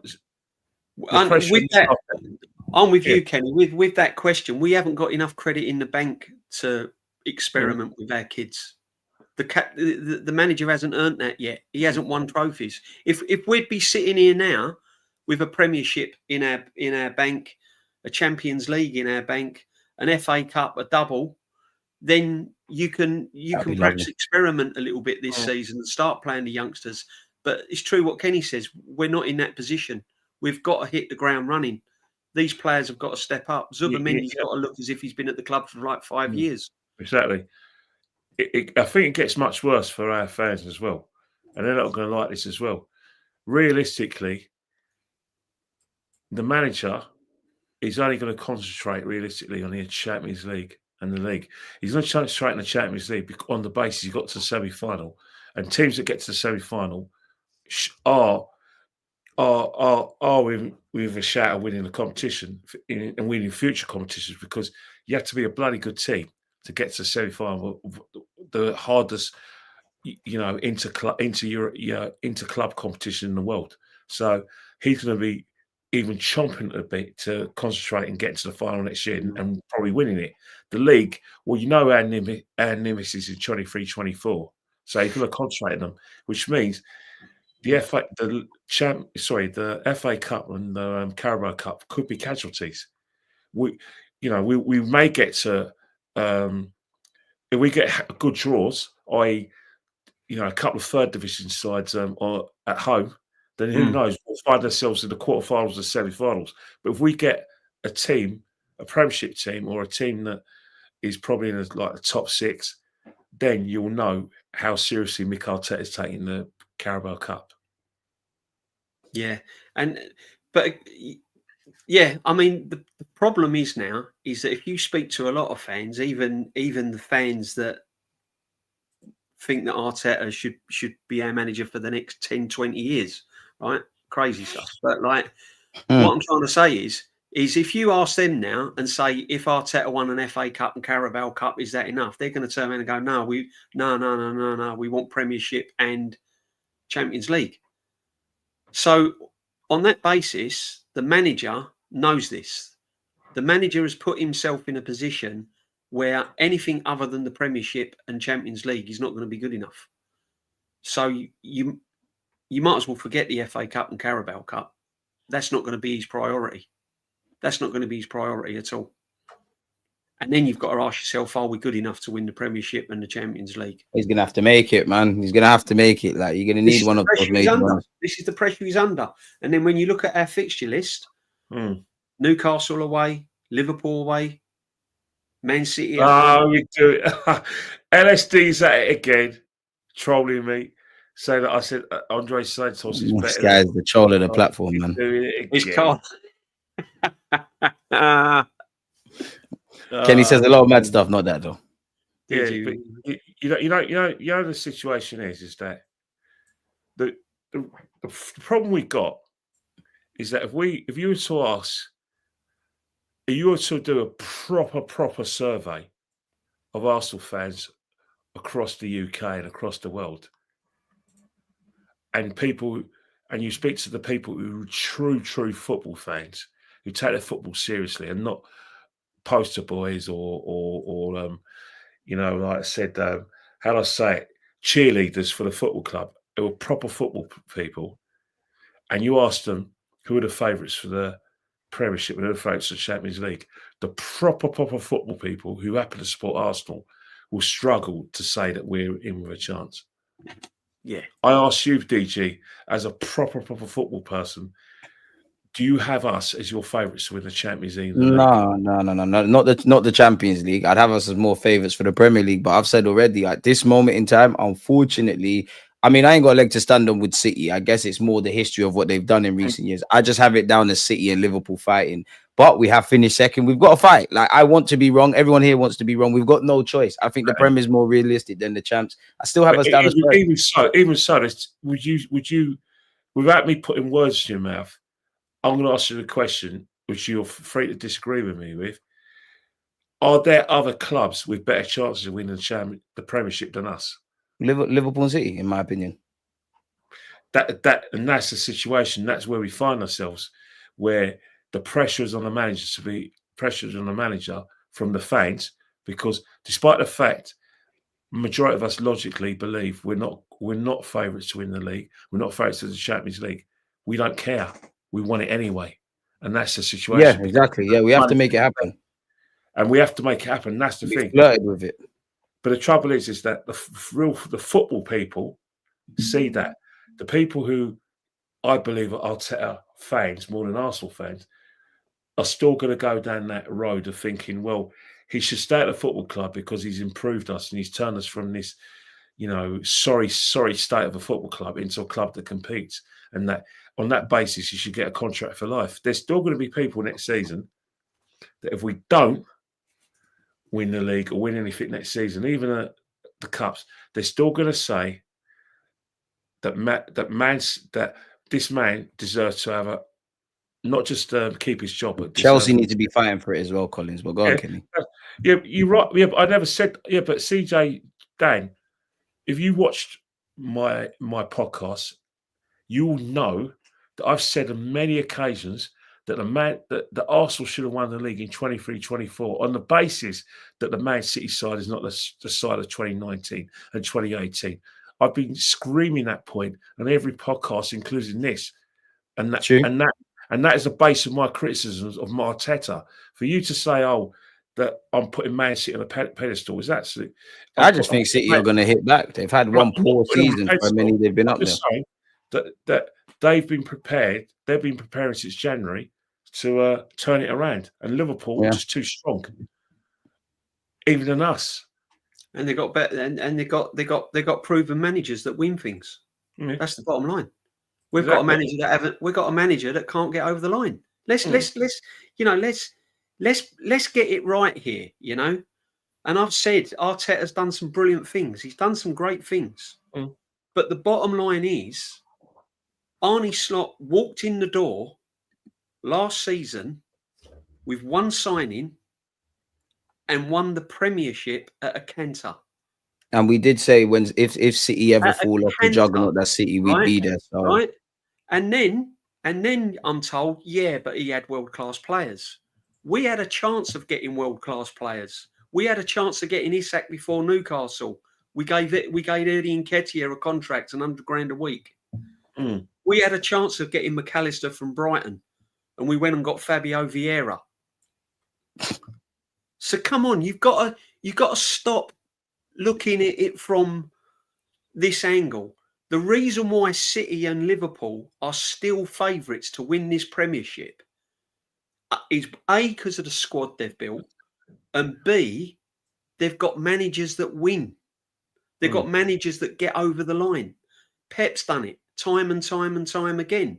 But if Pep don't win anything next season, their fan base, even though Pep's been the most successful manager they've ever had, will want changes. Pep knows that. Unfortunately, our fan base doesn't matter. Oh, it's all right. Doesn't matter. We came second. I've got people, Kenny, there's fans out there our age that think finishing second is better than going to Wembley and winning an FA Cup. You know what, DJB, they're the same people. It's crazy. But they're the same people who think they're in the fan base and they try to bully people into their way of thinking. Those just people, like Ian Hutchinson in the chat earlier, like, oh my God, the majority. The majority think one way. Think for yourself. Yeah, but these guys are bullies. They and you see them on social media, and they know. Like, I see them at matches. They're the same people who think, oh, because you go home and away, and because you sing all the songs, and you've got a hymn sheet of songs that you sing at the matches, that your opinion is more important than everyone else's don't go, and that because you believe in that sort of mantra. By the way, this is how we do it. If he wears a red shirt, I'm backing him. I back whoever's in charge. That's fine. I'm not telling you not to do it. Exactly. I will never criticise you for doing it. But don't criticise anyone else who don't choose to follow your mantra, because there's people who still go to the home and away who demand success, and I've got an issue with the fact that maybe that the manager's still here when we perhaps need change. We're allowed to do that. You don't own the football club, but don't get me wrong. I understand if you were to say, I'll go home and away, if someone at random goes up to you and says, you know what? Yeah, go and support Tottenham. You're not a real Arsenal fan. Then you're obliged to defend yourself and say, yeah, I'll go home and away. You don't. By all means, defend yourself. But to use it as a stick to say that your opinion's more important than anyone else and try to bully people verbally on social media because they have a different opinion to you is all wrong. It's all wrong. Exactly.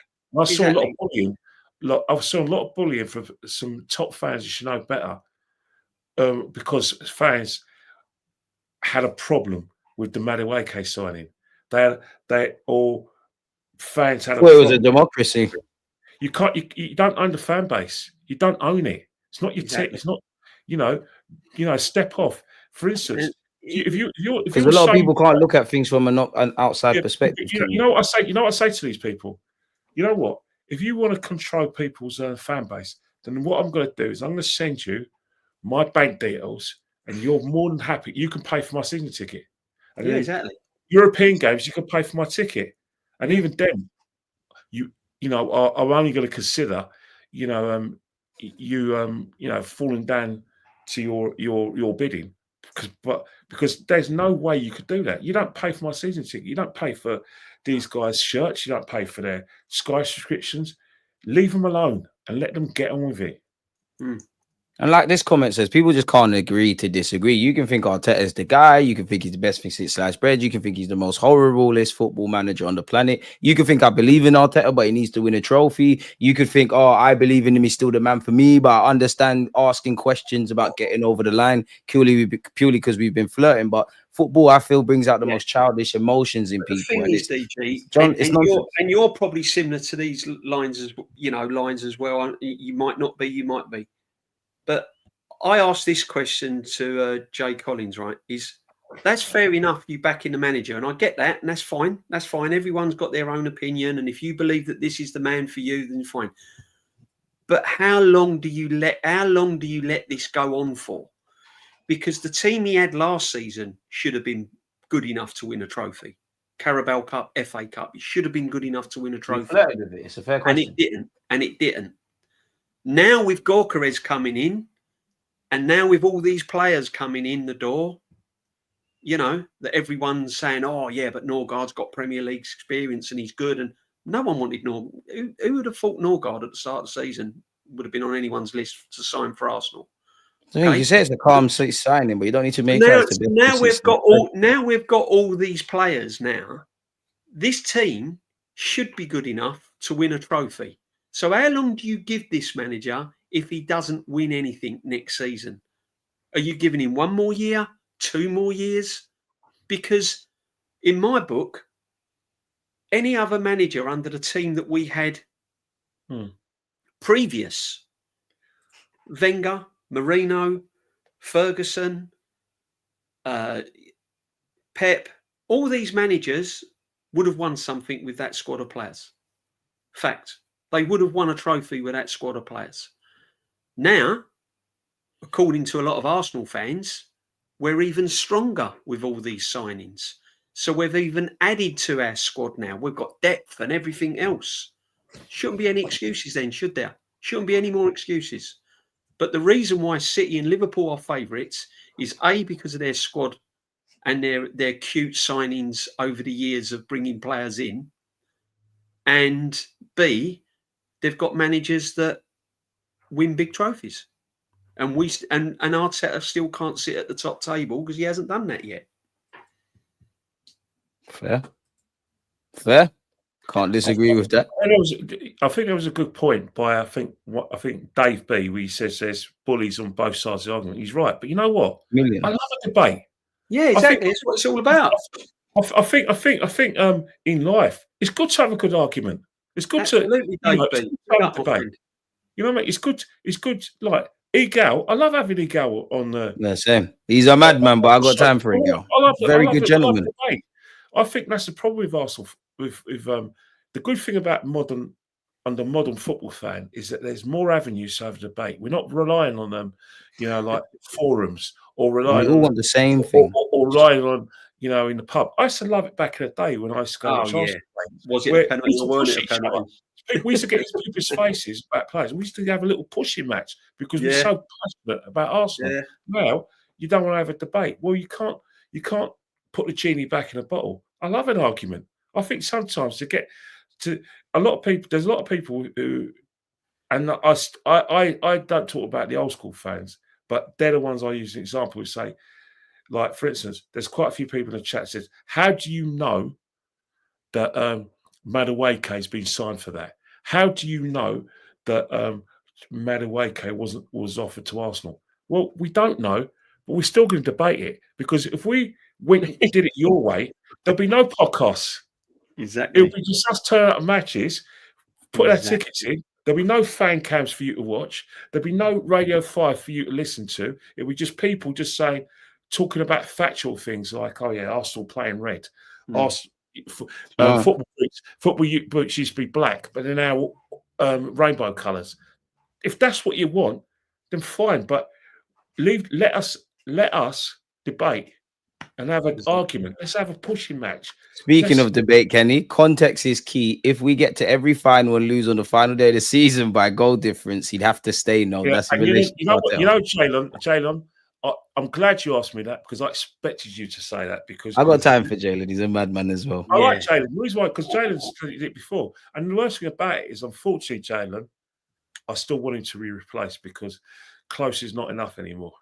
No, exactly. See, this is where I am as well, though, because the reason why clubs buy players and the reason why clubs get the top players and the top managers is because their ultimate goal is to win something.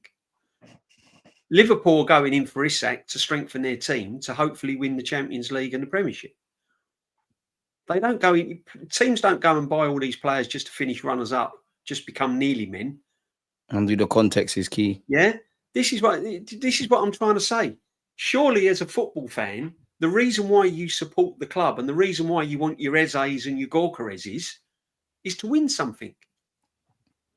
Yeah, so and what about fans like myself as well? That I'm more than welcome to do the context thing and the nuances and all of that. But at some point, it's like it's got to be bottom line now. regardless, you have to do it. There comes a point when that's all well and good, but there comes a point when you want to win a trophy. You want a day out. You want a day out. And this is what gets me. And I'm all for debates, and I think debates are fine. And I'm with Kenny. We've had debates in pubs after the game. Me and Kenny still go. We still talk about whether it was a penalty, whether it was a foul. You know what I mean? But what I'm trying to say is I can't get my head around people saying that, finishing second is better than winning a trophy, and I'm not saying finish where Spurs finished and win a trophy. I'm talking about, Champions League semi-final over an FA Cup and things like that. No, you've got to win a trophy. You've got to win something. That's the aim, isn't it? Surely. That is the ultimate goal, is to win a trophy. That's what the gaffer says. The gaffer don't say this context stuff. He says he wants to win trophies. The players do as well. Debate done. Debate done. That's what they say. Saliba, everyone wants him to stay. I want to win trophies. Debate done. That's why they play football. They play football for medals and trophies. They don't play football just to go, oh, well, we nearly won it. Especially when you got a chance. Like, obviously, we care about we care about Arsenal more than the players. But if we're feeling like this, the players have to be feeling worse. They're the ones going through the highs and lows. And I know people, especially those of us that support like the bigger clubs, people need to sit back and think, do you know how many players actually year in, year out playing all these competitions or fighting for leagues compared to who actually wins them? Trophies are not guaranteed for any professional footballer. There's plenty of them that retire without that. So they need to want to go do that. I mean, you asked Alan Shearer, right? Would he rather finish second or win an FA Cup? All right. He's never won an FA Cup. He's gonna bite your hand off for an FA Cup winners medal. Like when you think about the three greatest strikers on paper that Britain has ever produced: Ian Rush, Alan Shearer, and Gary Lineker. Only Ian Rush has cleaned up in trophies. Yeah, exactly. Alan Shearer's only won one trophy. Gary Lineker has only won one major trophy in England, and he won a couple of trophies at Barcelona. They've scored loads of goals. They've had loads of golden boots, but only Ian Rush has cleaned up in terms of like winning the Champions League, winning the league multiple times, Liverpool, winning the League Cup, winning the FA Cup. Only he's the only one who's cleaned up. Yeah, I mean, but I just know now there is no going into next season. There's no excuses. There's no excuses of injuries, red cards. We haven't got this player. We haven't got that player. This manager has had plenty of finances, plenty of money, all the players. He's had the backing. He has now got to earn his £15 million a year and win trophy. He's got to. Other than that, unfortunately, he's got to go. The entire point of progress is to eventually win trophies. Without trophies, any progress we have made will be in vain. And I think we're at that point. I don't even do the whole 7 years thing. We've been in this for 3 years, bordering 4. Let's just get all the line. We deserve it. Everybody at the club deserves it. Let's put our best foot forward. That's my thing. If you support a big club like Arsenal, you have to have the same sort of logic as a Real Madrid and Bayern Munich, in that the mentality of Real Madrid and Bayern Munich is they have to win every year. I think in England we've got this sort of 80s attitude where every side has its cycle. 1 minute Leeds dominate, then Liverpool dominate, and then Man United dominate, and now it's Man City's turn. Exactly. If you support a big club, you can't have that mentality that, it's not our time. You have to want to win. You have to demand success all the time. And I think managers who come to Arsenal are very lucky that they're not like Bayern Munich and not Real Madrid, where there's a conveyor belt of players coming in and out and managers coming in and out. I think Arteta should be very fortunate to manage Arsenal to the extent that not everyone at the football club has this sort of big match demands, in sort of big club demands for success. Because if they did, and Arsenal was like a Bayern Munich and like a Real Madrid and like an Abramovich Chelsea, we'd be talking about him in the past tense. It's just about being on the right side of fine margins now. Yeah, exactly. Yeah. Everything has been geared towards winning. Like, people mocked Mikel Arteta for the speakers about Anfield. Is there any coincidence we're better in away games? Our dog is called win. Anyone that understands sport, I don't think has a problem with all that stuff Arteta has done. But that is about resetting the standards. We've reset, we've done whatever, we've sniffed at it. Because at the last of the 3 years, last season was abysmal by our own standards. Still managed to finish second.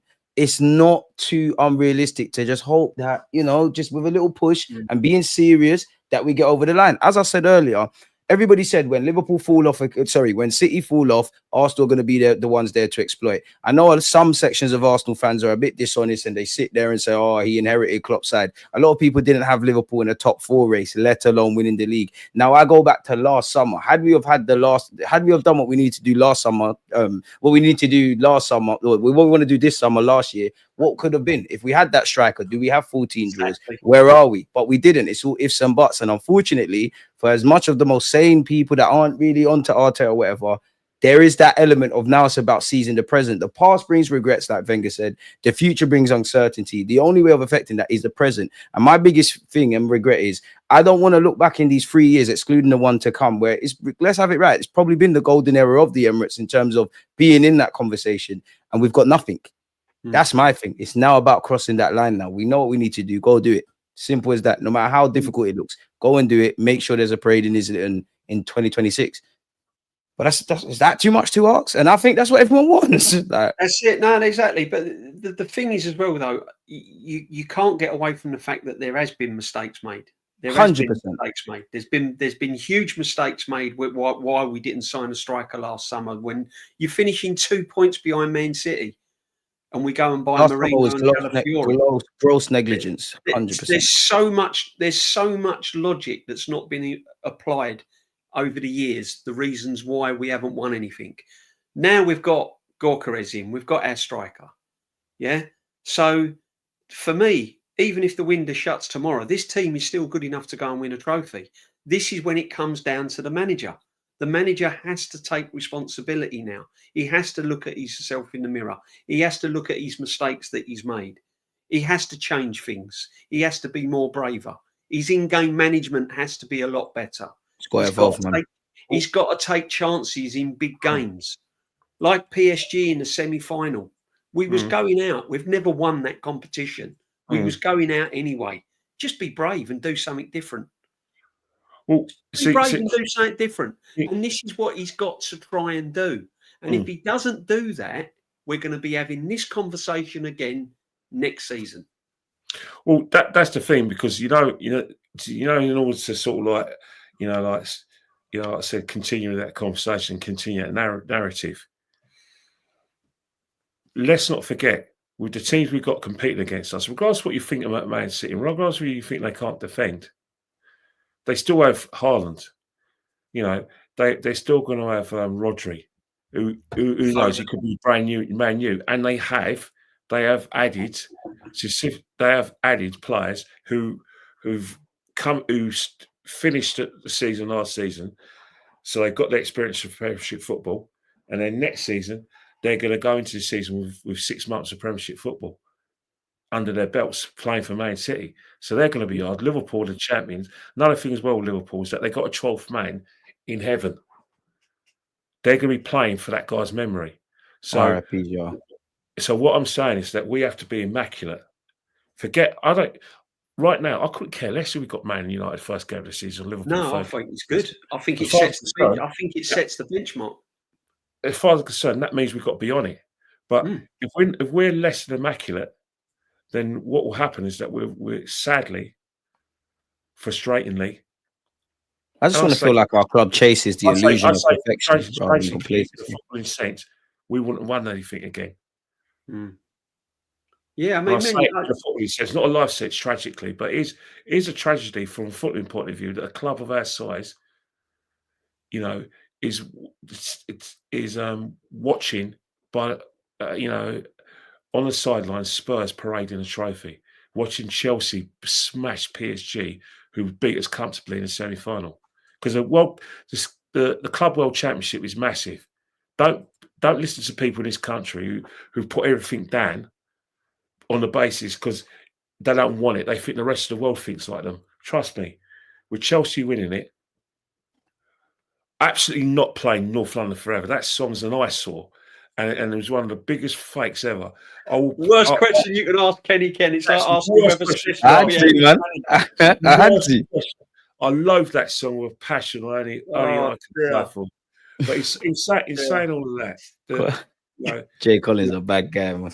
He's a bad boy. Come on, Mr. Collins. Come on, man. But you look at the situation now. Parade next season. Yeah, well, hopefully we are going to play. Yeah, but no, we got to win. Listen. I mean, we're not being negative. We're all positive. We're all gassed. Gyokeres is here. We're all gassed that players are coming to the club. That's brilliant.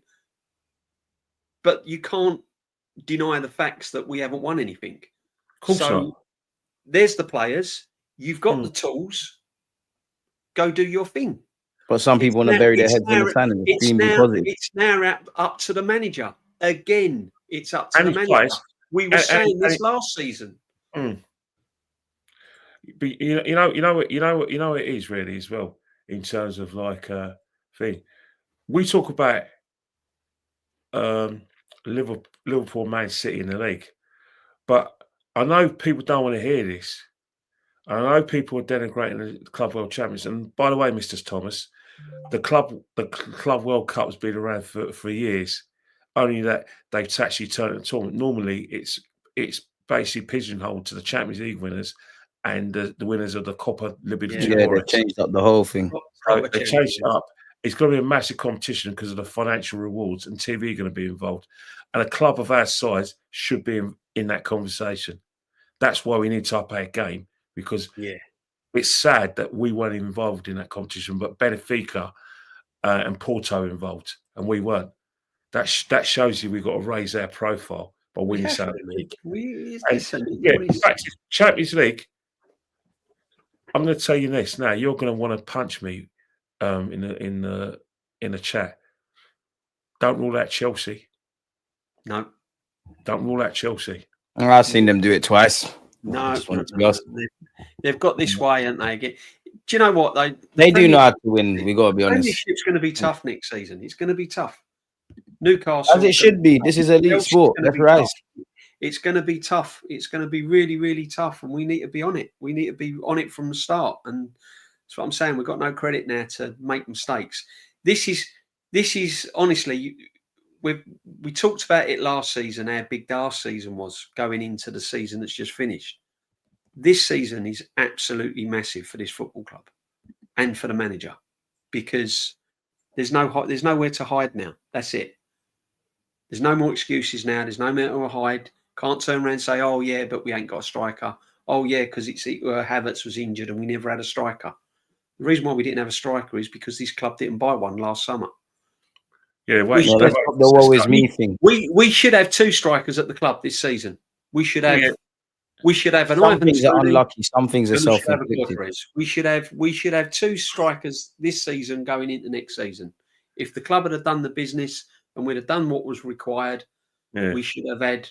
We should be adding to a strong. I didn't LSD. Sorry, DJB. LSD. I never said Chelsea would finish above Arsenal. I said do not rule out. They only listen to certain things, Kenny. These Arsenal fans. This is the problem.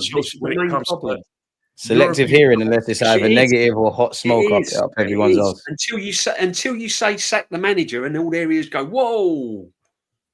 I can hear that. Everything that's not acting like it's sunshine and rainbows to some is seen as negative. Like for me, I talk about the negatives, you talk about the positives, and we move from there. What's the other point? Look, you know the most negative thing in football, and the most negative thing is losing. Losing is the most negative thing in football. Yeah. Not winning anything is the most negative thing. There's nothing positive about losing. There's nothing positive about going a season without winning trophies. That's negative. Yeah, exactly. And settling and being happy for, like, you know what I mean? Just like, how can you just settle just for finishing runners up and watching Liverpool do their madness, and then weeks later you see Spurs win a trophy and a big parade through North London, and it's going right past the Emirates. Yeah, but Spurs, look where Spurs finished last season. Yeah, and look at the actions they've taken. They've sacked the manager. They've sacked the manager, and by the way, they've got the same amount of points as us at the moment, 0, and we all start again. The only difference is they've got a trophy. Yeah, we got them in 2 weeks' time. Yeah, exactly. And this is what I'm saying. Clubs do things. Clubs, unfortunately, there's life after managers. Spurs win a trophy, sack their manager. We win nothing, and we keep him. Yeah, but you know what it is that with Arsenal fans, there's always a comfort blanket. But the real Arsenal fans, especially the ones who live close to their doorstep, were absolutely gutted. One of them was in a studio watching it. That's why it postponed the show. DG got held up. Oh, sorry, DG. Yeah, I got held up. You know what? That must be watching that. Fans. Yeah, right next to me, man. It hurts. You watching it in the studio, weren't you? Yeah. Right in front of me. You watching it in TalkSport's luxurious studio with your actually seeing the parade in front of my eyes hurt. Your ball and biscuits mixed with a bit of custard creams, and you must have choked in your custard creams when it happened. You think I've got any stomach to eat? Like, especially in the second half of that game. That game will stay with me. Spurs haven't won many trophies, but I can remember 2008. I can remember obviously this year. It can't happen. It can't happen. It can't. I've seen Spurs win a European trophy before my club, even though we ain't got the biggest in history. And Chelsea are still doing Chelsea won a whole heap of them. Chelsea are still doing their thing. And here we are. Now. Like, goal. So no, we don't want all this nonsense about finishing second is progress. We've had the progress. We want to go to the next level now. He's got us where we want to. He's got us where we want to be. Now we've got to go to the next level. Over the line. That's all it should be. That's it. And I don't know why it's not fair to say that, but each to their own. Sorry, I call him LSD, but it's SLD. Sorry, SLD. He probably is on that. Is London blue now?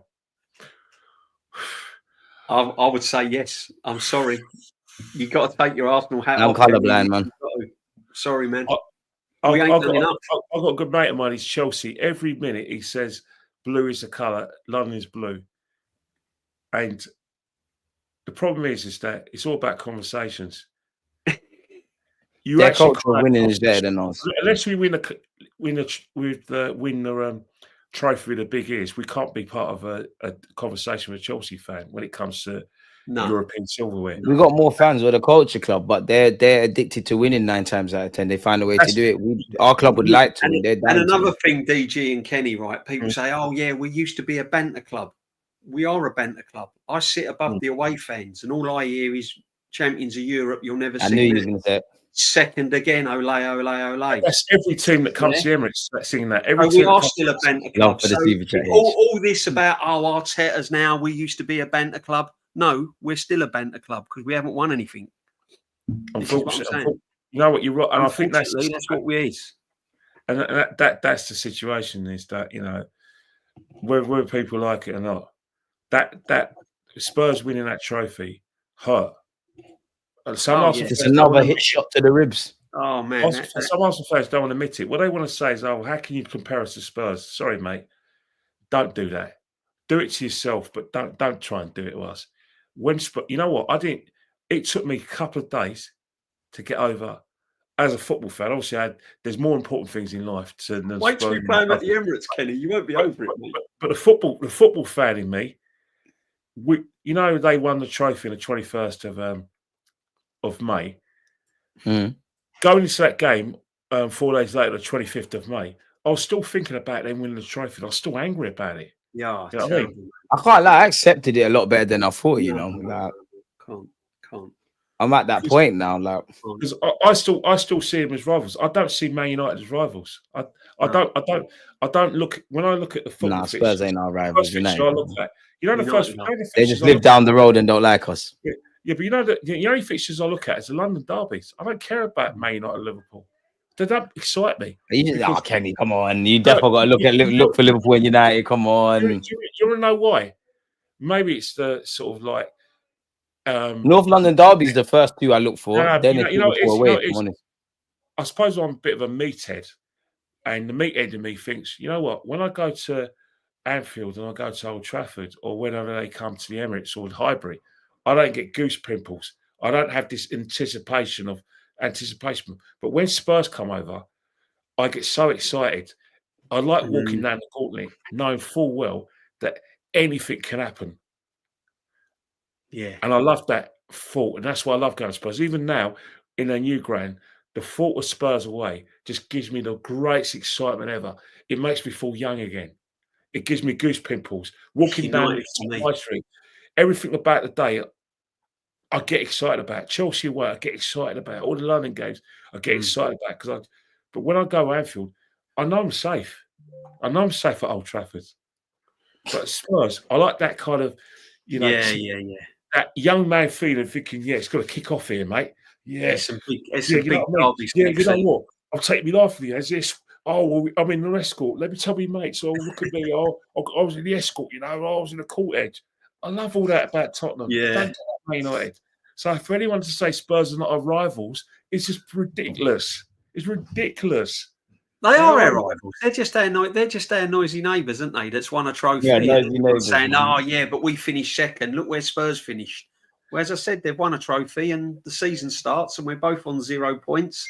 The only thing is Spurs are polishing their trophies and we haven't. So this is what I'm saying. It all starts again. That's why sometimes you have to take the lead position away and think of what you've won. You think about it is that you think about Tottenham away, you think about the history and everything, and you still hear songs at the Emirates about Spurs, and unfortunately about whoever the coach's mother. Yeah, but Kenny, wouldn't you agree though? Back in the day when we was challenging with Man United under the Wenger days and all of that, the Wenger and Ferguson days and all that. For me, that was a bigger match than Spurs. I hear what you're saying because you had Man United are massive rivals for us. You had that kind of anticipation, but I've always seen Man United as our competitors. I don't see teams like Man United, Liverpool as our rivals because let's face it, when we compete, we have only really competed with Liverpool under the George Graham years in the 80s. And we only really competed with Man United for big trophies under the Wenger years. Really mid. Yeah. See, when I was at school, Arsenal West Ham was like massive rivalry because I was bought. You live in East London. You live in East London, and there's this underlying thing with. We won't go into it. There was this underlying thing that you know about, and the DG doesn't know about, but you'll find out from us that in the 80s there was this underlying edge between Arsenal and Spurs, but it wasn't for footballing reasons, but it was underlying, and that was a massive rivalry. You know what I mean? But in terms of like the Tottenham rivalry, despite we had Wenger, Ferguson, and we had George Graham, Kenny Dalglish, I still looked at that Tottenham fixture and I thought, you know what, I still get the goosebumps, the excitement of it. I still thought it's not a case. I didn't like losing to Man United and Liverpool, but I could handle it. But I couldn't handle losing to them. But they're going to sing. Champions of Europe. You'll never sing that the whole 90 minutes. They're entitled to. Absolutely. It's our fault, man. Sing it all the way through. Even if we're pumming them for like 2-3-0, they're going to be singing it all the way through. And that is what I want to stop. And that's why I want to win the Champions League more than the Premiership. Because it just puts all of that nonsense to bed. We can then sit at the top table and go, we've won the Champions League. What you're saying now, we've won everything, just like you lot. That's it. Until we win that Champions League, we're always going to be the bridesmaid with Chelsea. It's Liverpool, more Man United, all of them teams, even City. It's more prestigious. What it does is that it's unique because we've never done it. But the fact is that there's a lot of people in our fan base who anoint us as the best team in the league. Only that we're just a bit unlucky. We haven't got the points to prove it. There's people say we've got the best defence. Some people say we've got the best coach, and that if you look at our aggregate points over the last few years, we've probably got the most points, but we've got no title to show for it. Ain't go over the line though. I still think that if you win the league, you are the best. There's no dispute. Though. I don't know. But if you win the league, there's no dispute because you look at everyone says this is the hardest league in the world. They call the Spanish league and Bundesliga Farmers League. All right. Surely if we won the hardest league in the world, surely that is more prestigious than winning the Champions League.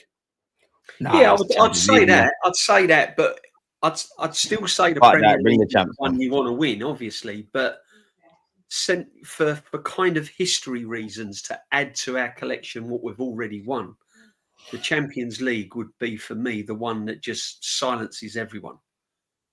Now, us Atletico Madrid, probably Dynamo Kiev, we're always in the champs, or we've always been there. We ain't won it. Like we shouldn't do that. That PSG semi-final, for PSG me, now as well. See, that really hurt last season. That was on par with losing the final in the Champions League. SLD. Do you want me to say something? Right? SLD said, "Would you swap the Invincible Trophy for just a Premiership trophy with one Champions League?" No.